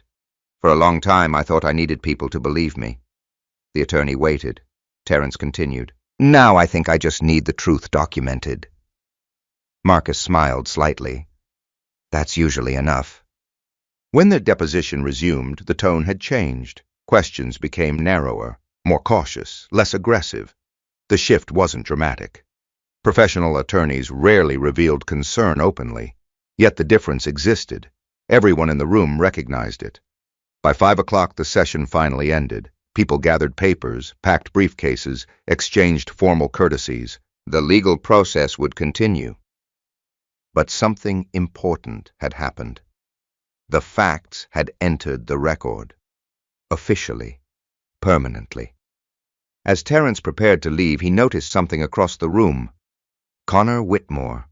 The physician stood near the doorway, speaking quietly with Madison. Apparently, he had arrived near the end of the proceedings. Terence had not seen him earlier. Connor's expression looked different now, more serious, more thoughtful, less certain. The man wasn't hearing rumors anymore. He was hearing evidence, and evidence had a way of changing perceptions. Terence turned toward the exit.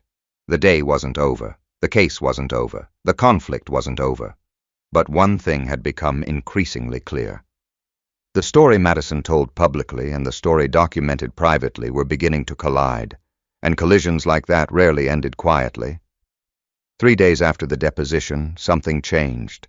Not in court, not in the legal filings, not in the evidence. Those remained exactly the same. The change happened in the spaces between people, the places where reputation lived, the places where assumptions traveled, the places where facts eventually arrived. Terence noticed it first through silence. A particular kind of silence. The silence that followed when people stopped repeating a story because they were no longer certain it was true. For weeks, Madison's version of events had spread freely. She was the successful young doctor. Terence was the bitter ex-boyfriend. Simple, clean, easy to understand. People preferred stories like that. Unfortunately, simple stories often collapsed when complicated facts appeared. The deposition had introduced facts, lots of them, and facts created doubt. Doubt created distance. Distance changed everything. Monday morning began like any other. Terence arrived at Great Lakes Distribution Center shortly before 7. The warehouse buzzed with activity. Truck schedules, inventory reports, forklift traffic, normal life.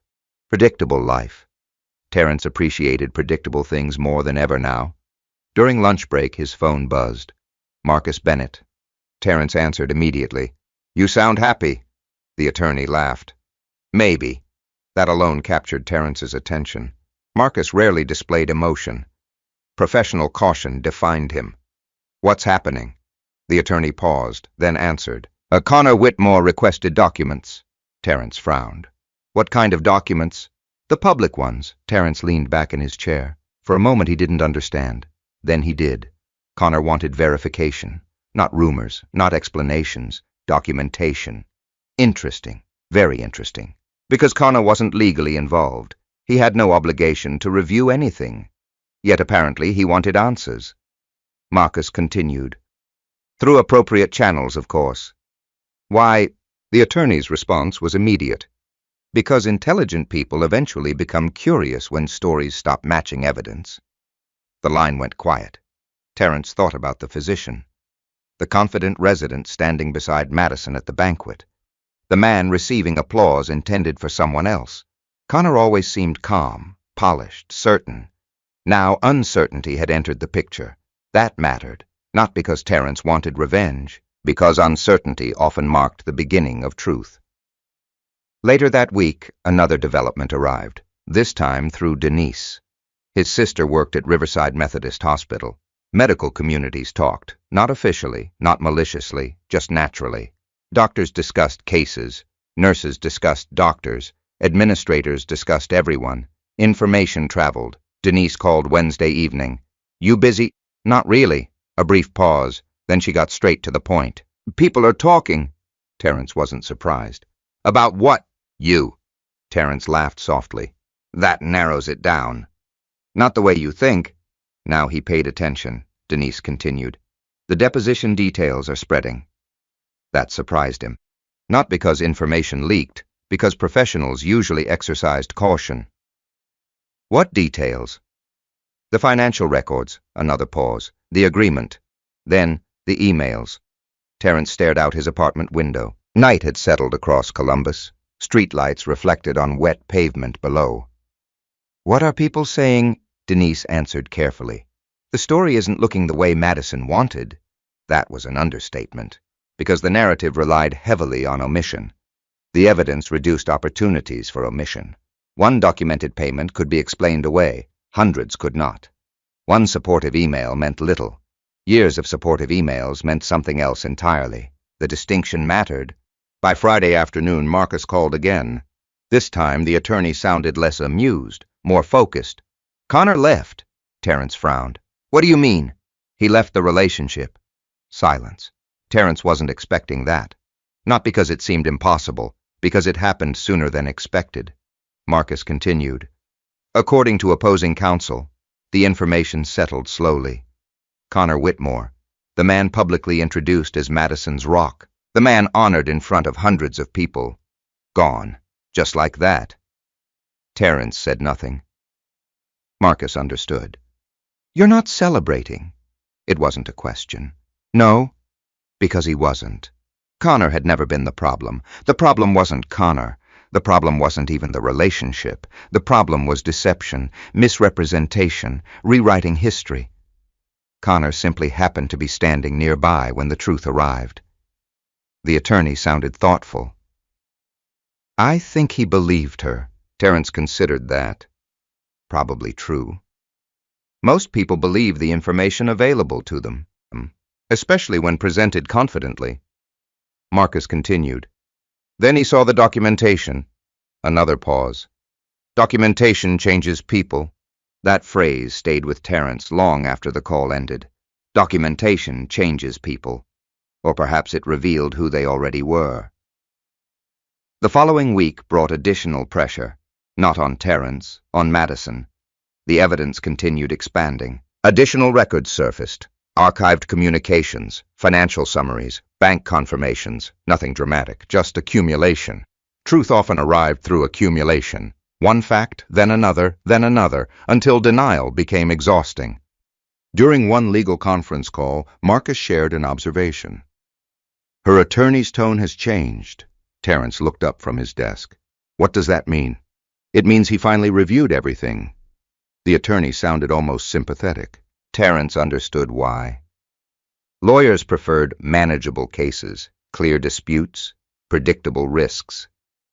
This case increasingly looked like a documentation nightmare, especially for the opposing side, because every new review produced the same result.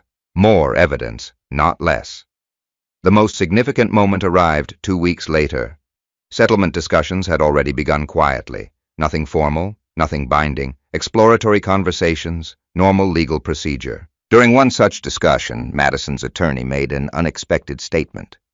Marcus later repeated it almost word for word. "He said your documentation is unusually comprehensive." Terence smiled faintly. Years inside warehouses had finally become useful in a way nobody expected. Inventory systems, tracking procedures, verification processes. The habits transferred naturally. Every payment, every transfer, every receipt, everything preserved. Marcus sounded impressed. "Most people couldn't prove 10% of what you've proven." Terence thought about that. Not proudly. Objectively. Because the attorney was probably right. Most people trusted memory. Terence trusted records.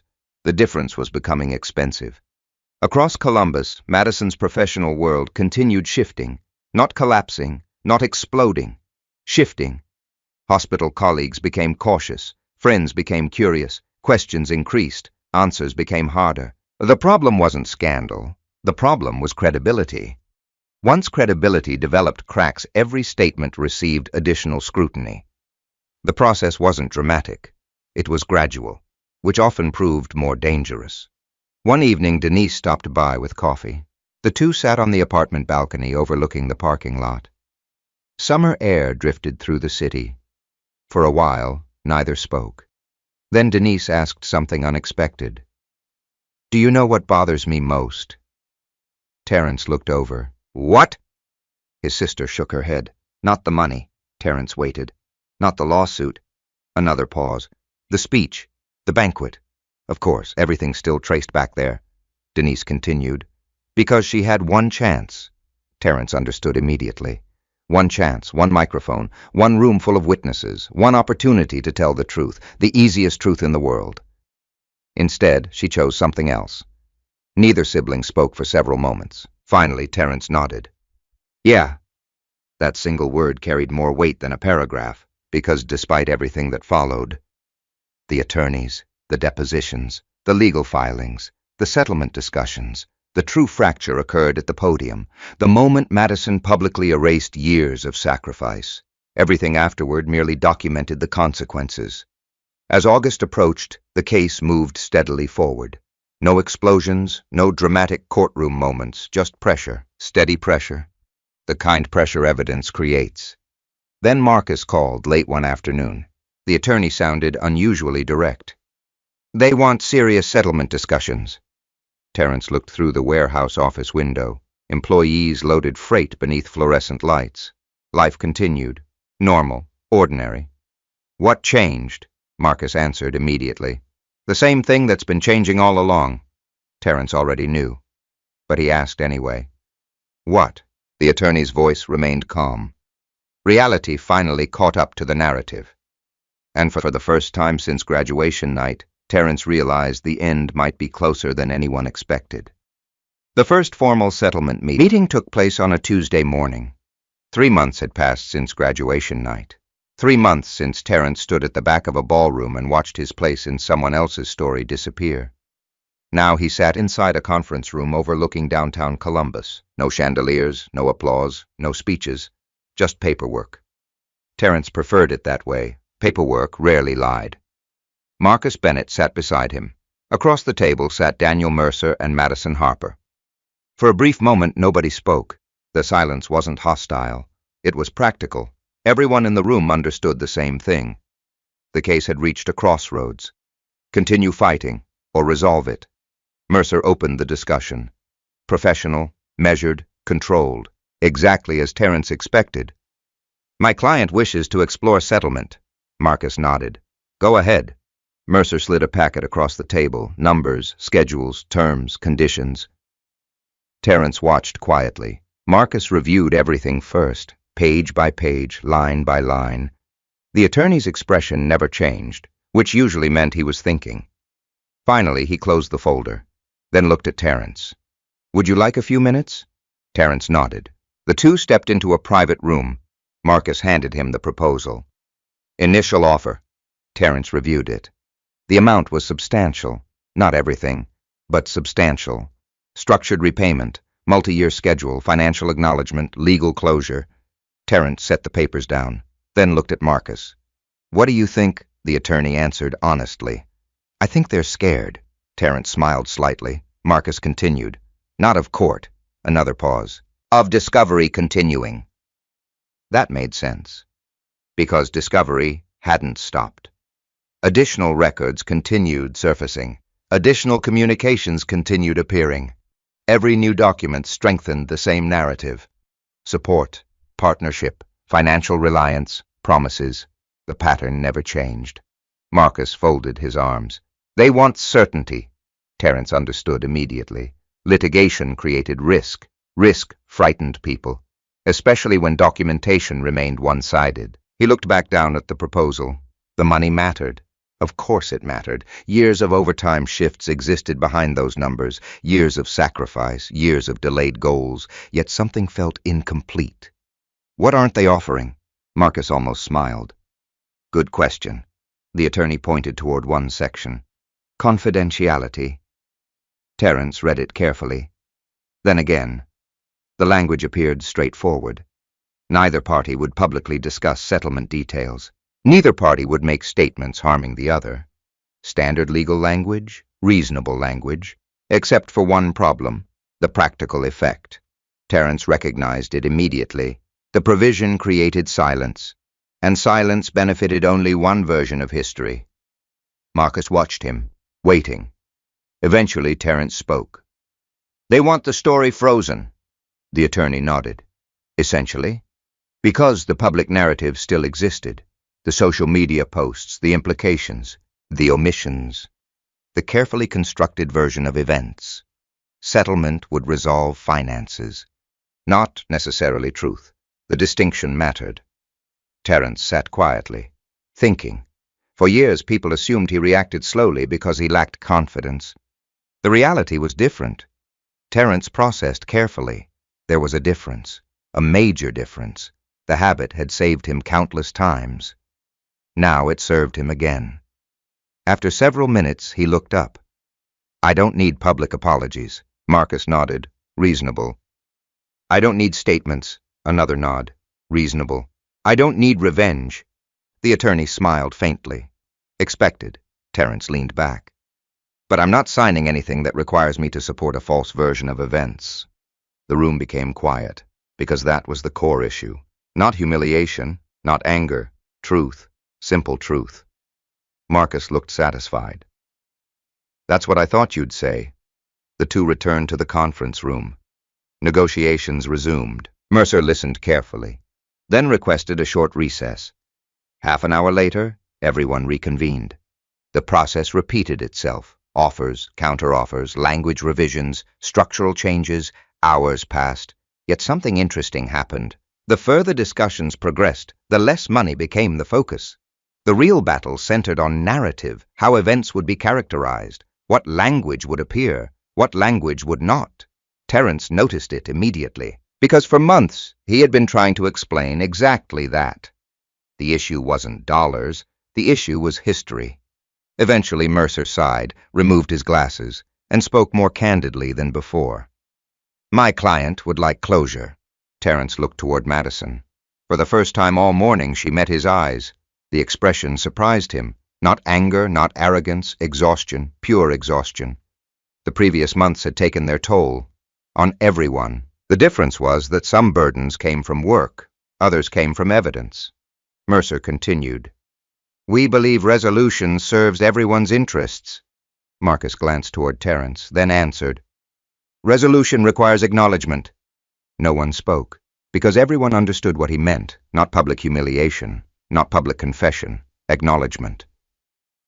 The room remained quiet for nearly 20 seconds. Finally, Madison spoke. Her first substantial contribution all day. Her voice sounded smaller than Terence remembered. I never thought it would get this far. The sentence hung in the air. No one responded immediately, because there wasn't much to say. Eventually, Terence answered. Neither did I. And it was true. Years earlier, when they signed the agreement, neither imagined this moment. When Terence worked overnight shifts, he wasn't building a lawsuit. He was building a future. The lawsuit appeared only after the future disappeared. Madison lowered her eyes. For a moment, she looked less like a physician and more like the graduate student Terence met years earlier. The woman studying alone in a coffee shop. The woman with impossible dreams and impossible bills. The woman who once believed they were building something together. The moment passed quickly, then professional negotiations resumed. By late afternoon, a framework emerged. Not perfect, not ideal, but workable. Substantial repayment. Formal acknowledgement of financial contributions. Structured terms. No admission of wrongdoing. No forced public statements. No requirement for Terence to endorse false narratives. The agreement would close the dispute, legally, financially, practically. The final details took another week. Lawyers revised language. Accountants verified figures. Schedules were adjusted. Procedures finalized. Normal legal work. Unexciting. Important. Then, on a Thursday afternoon, the agreement was signed.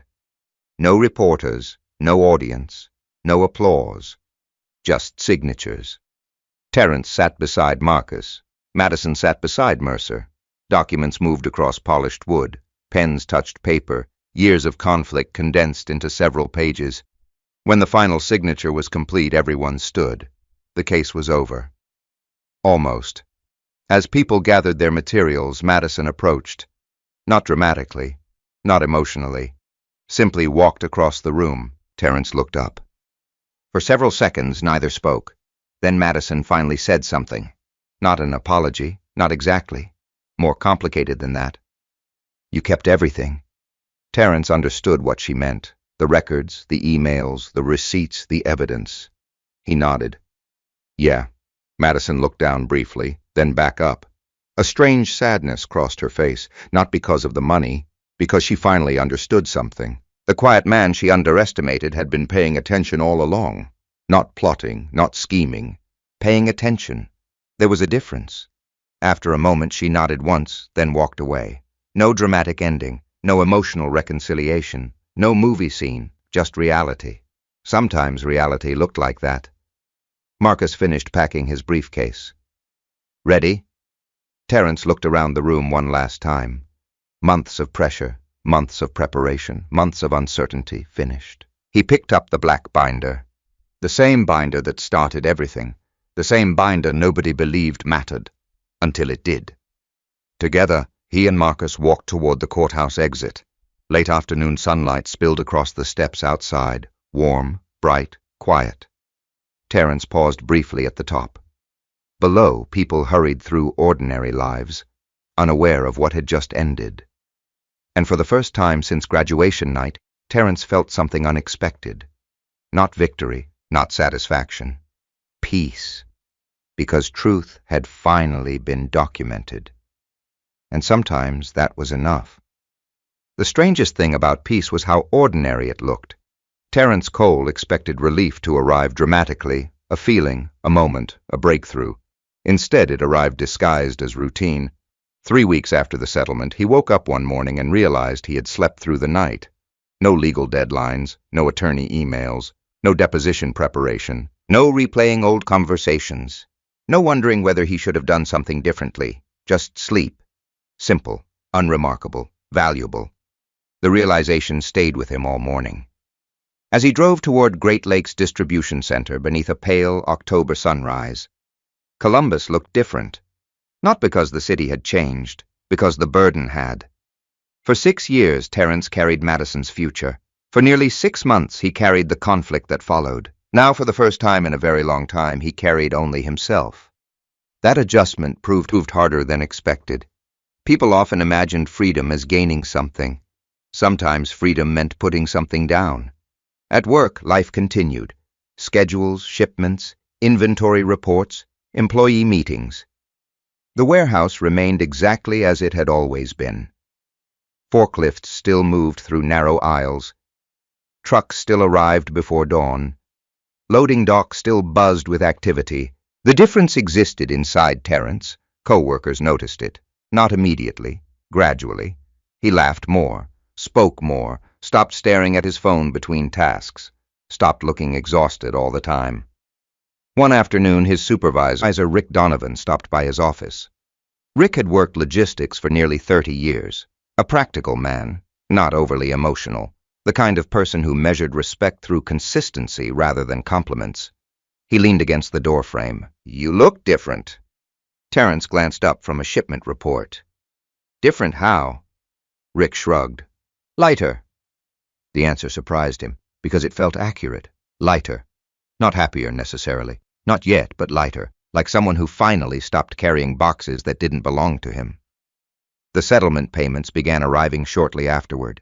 Electronic transfers, scheduled, predictable, professional. Each payment reduced debts Terence accumulated during years of supporting Madison.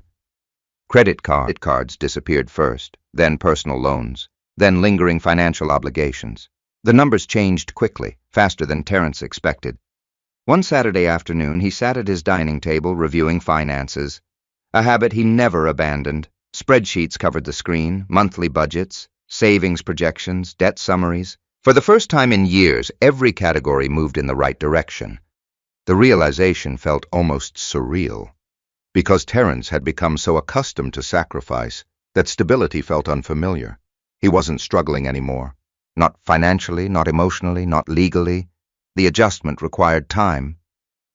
A month later, he moved. Not far, only a few miles.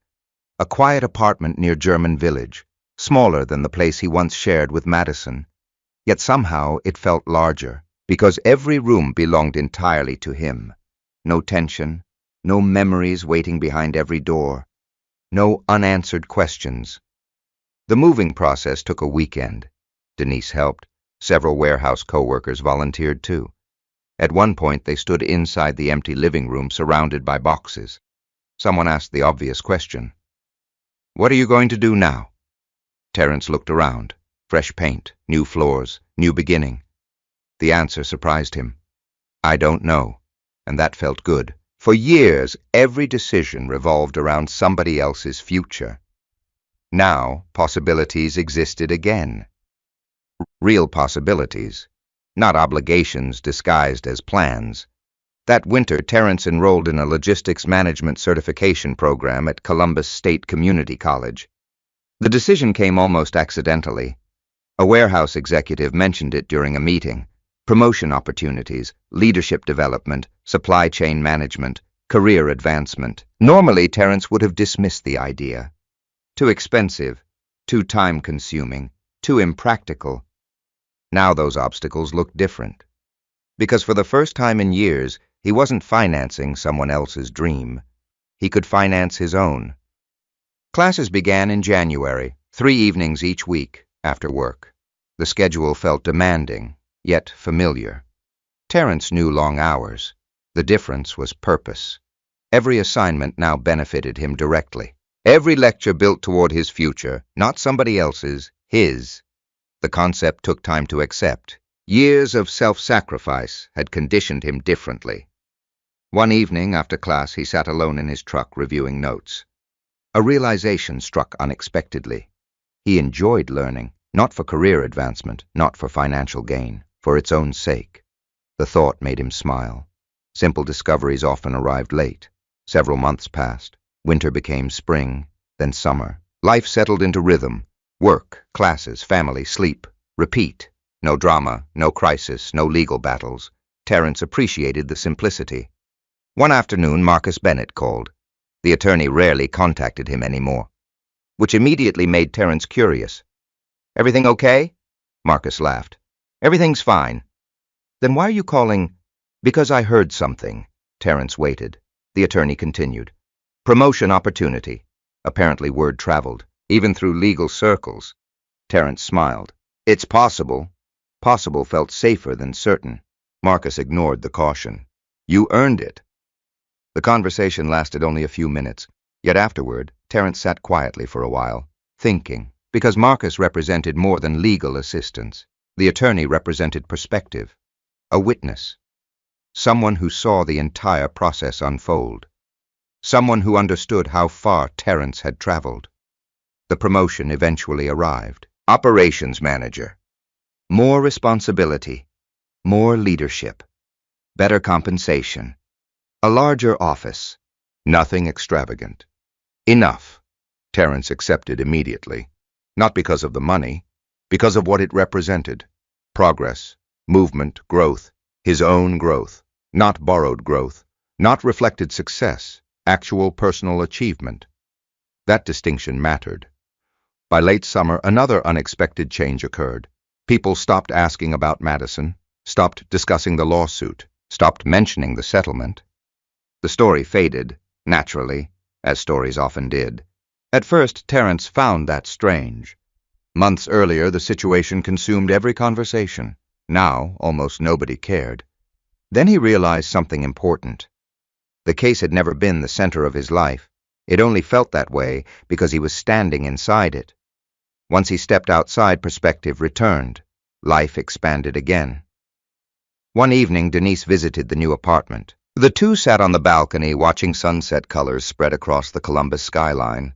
Orange, gold, purple. The city looked peaceful. Denise sipped coffee, then smiled. "You know what I like?"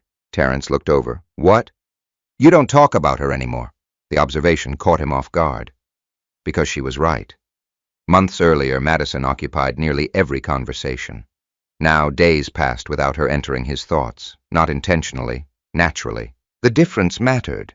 Terence leaned back, watching sunlight disappear behind distant buildings. "I think that's a good sign," Denise laughed. "I think so too." The conversation drifted elsewhere. Work, family, classes, ordinary topics, healthy topics, future topics. As darkness settled across the city, Terence felt something he hadn't experienced in years. Anticipation, not anxiety, not worry, anticipation. Because next month he would complete his certification program. Next month he would stand on a stage, receive recognition, celebrate achievement, his achievement. The ceremony wouldn't happen inside a luxury hotel ballroom. No photographers, no champagne, no glamorous speeches, just co-workers, family, friends, people who actually knew the journey. And although Terence didn't realize it yet, that modest ceremony would mean more to him than anything that happened at Madison's graduation banquet. The ceremony took place on a Thursday evening in early September. No luxury hotel, no grand ballroom, no crystal chandeliers, just a modest auditorium at Columbus State Community College. 300 folding seats, a simple stage, a blue curtain backdrop, a podium positioned beneath bright overhead lights. Terence Cole arrived 30 minutes early. Of course he did. Some habits never changed. He wore the same navy suit from Madison's graduation banquet. The same suit. The same tie, the same polished shoes. Yet everything felt different. Not because the clothing changed, because the man wearing it had. Terence stood near the entrance holding a program. Students and families filled the auditorium slowly. Conversations echoed softly. Children ran through aisles. Parents searched for seats. The atmosphere felt warm, uncomplicated, real. No one was trying to impress anyone. People were simply proud. Terence liked that. A voice called his name. He turned. Denise. His sister walked toward him, carrying a grin wide enough to be seen from across the room. Behind her came 3 familiar faces: Rick Donovan, 2 warehouse supervisors, and half a dozen co-workers from Great Lakes Distribution Center. Terence blinked, surprised. "You guys came?" Rick looked offended. "Of course we came." One of the supervisors laughed. "You thought we'd miss this." Another co-worker held up a paper cup. "I left work early for this." Terence looked around the group. For a moment he couldn't speak. Not because the gesture was dramatic, because it was genuine. Nobody in that group benefited from attending. Nobody needed publicity. Nobody needed photographs. They came because they cared. The realization settled quietly. Then Rick handed him something, a small gift bag. Terence looked inside, a miniature gold forklift mounted on a wooden plaque. The entire group started laughing, even Terence. A metal plate beneath the model read, "From night shift to leadership." The gift probably cost less than $20. Terence treasured it immediately, because value rarely came from price. The ceremony began shortly afterward. Graduates filled the front rows. Programs rustled. Phones appeared. Proud families prepared photographs. The college president delivered opening remarks. Then several instructors spoke. Nothing extraordinary, nothing dramatic. Yet Terence listened carefully. Because unlike previous years, he wasn't sitting in an audience watching somebody else's achievement. He was part of it. That mattered, more than he expected. As names were called one by one, students crossed the stage. Applause followed each announcement, some loud, some quiet, each meaningful. Terence waited patiently, the same way he had waited through years of night shifts, the same way he waited through legal proceedings. Patience remained one of his strongest skills. Finally, the announcer reached his row. A few more names. Then Terence Cole. The sound echoed through the auditorium. Simple, ordinary, yet somehow powerful. Terence stood, adjusted his jacket, then walked toward the stage. Nothing dramatic happened. No spotlight. No standing ovation. No emotional music. Just applause. Real applause. The kind generated by people who actually knew the work behind the achievement. As Terence crossed the stage, he glanced briefly toward the audience. Denise stood first, clapping, then Rick, then the warehouse crew. Soon several others joined. The applause grew louder. Not enormous, not overwhelming. Enough. More than enough. Terence accepted his certificate, shook hands, posed briefly for a photograph, then returned to his seat. The moment lasted less than 30 seconds. Yet something inside him shifted, not because of recognition, because of ownership. This accomplishment belonged entirely to him. No ambiguity, no hidden contributors, no erased sacrifices, no rewritten history, just effort, his effort. The realization felt strangely liberating. The ceremony concluded an hour later. Graduates gathered for photographs, families crowded the lobby. Conversations filled every corner of the building. Terrence stood beside Denise and several co-workers near the entrance. Someone insisted on taking pictures, then another, then several more. The warehouse crew behaved like proud relatives. Rick kept telling everyone who would listen about Terrence's promotion. Terrence pretended to dislike the attention. Nobody believed him. Eventually, the group moved outside. The evening air felt cool. Streetlights illuminated the campus walkways. People drifted toward parking lots. The celebration slowly dispersed. Rick approached before leaving. The older supervisor extended his hand. Terrence shook it. Then Rick surprised him. Instead of letting go, he pulled him into a brief one-armed hug, the kind men rarely admitted mattered. "You earned this." Simple words, nothing elaborate, yet they carried weight. Because Rick had witnessed years of effort, years of overtime, years of consistency, years of discipline, his opinion meant something. One by one, co-workers departed. Soon, only Denise remained. The two siblings stood beside Terrence's truck, the same truck he drove to work during the hardest years. The same truck parked outside the graduation banquet months earlier. Funny how much could change without changing at all. Denise looked at him, smiled, then asked a question. "How do you feel?" Terrence thought about it carefully. The answer deserved honesty. His eyes drifted toward the auditorium, toward the people leaving, toward the life waiting ahead. Finally, he answered, "Free." The word surprised even him, yet it felt right. Free. Not because the lawsuit ended, not because the settlement arrived, not because Madison disappeared, because he no longer needed anything from her. No apology, no acknowledgement, no recognition, nothing. That chapter had closed, completely. A few weeks later, Terrence received an unexpected email, short, professional, from Madison. The message contained only a few sentences, no emotional appeals, no attempts to revisit the past. Just one simple statement. "I hope things are going well for you." Terrence read it once, then closed the email, not angrily, not bitterly, simply finished. Some stories ended with reconciliation. Others ended with distance. This one ended with acceptance. Months later, while cleaning his apartment, Terrence opened a storage box. Inside sat the small gift box he carried to the graduation banquet. The one Madison never opened that night. The silver necklace remained inside, still engraved. "You did it." Terrence stared at it for several moments, then smiled. Because he finally understood something. The engraving had never belonged to Madison. Not really. Achievement wasn't limited to diplomas or titles or white coats. Sometimes achievement meant surviving disappointment without becoming bitter. Sometimes it meant choosing preparation over revenge. Sometimes it meant trusting evidence instead of emotion. Sometimes it meant rebuilding after someone erased your place in their story. Terrence closed the box, placed it back on the shelf, and turned off the closet light. The next morning his alarm rang at 5:30. A new day, a new shift, a new chapter. As sunlight spread across Columbus, Terrence walked toward his truck. Not as a man standing outside someone else's celebration, but as a man finally walking toward his own. Life has a quiet way of testing people. Not through dramatic battles, but through long seasons of sacrifice that nobody sees. Terrence's story reminds us that being overlooked does not make your contribution worthless, and being unrecognized does not erase the value of what you gave. Sometimes the people we help the most are the very people who forget how much we carried for them. That reality hurts. But the lesson is not to become bitter. The lesson is to remain honest, prepared, and grounded in truth. One of the most powerful parts of this story is that Terrence never won by shouting louder. He never won by humiliating someone online. He never won by chasing revenge. He won because he stayed disciplined when emotions could have controlled him. He kept records. He kept his dignity.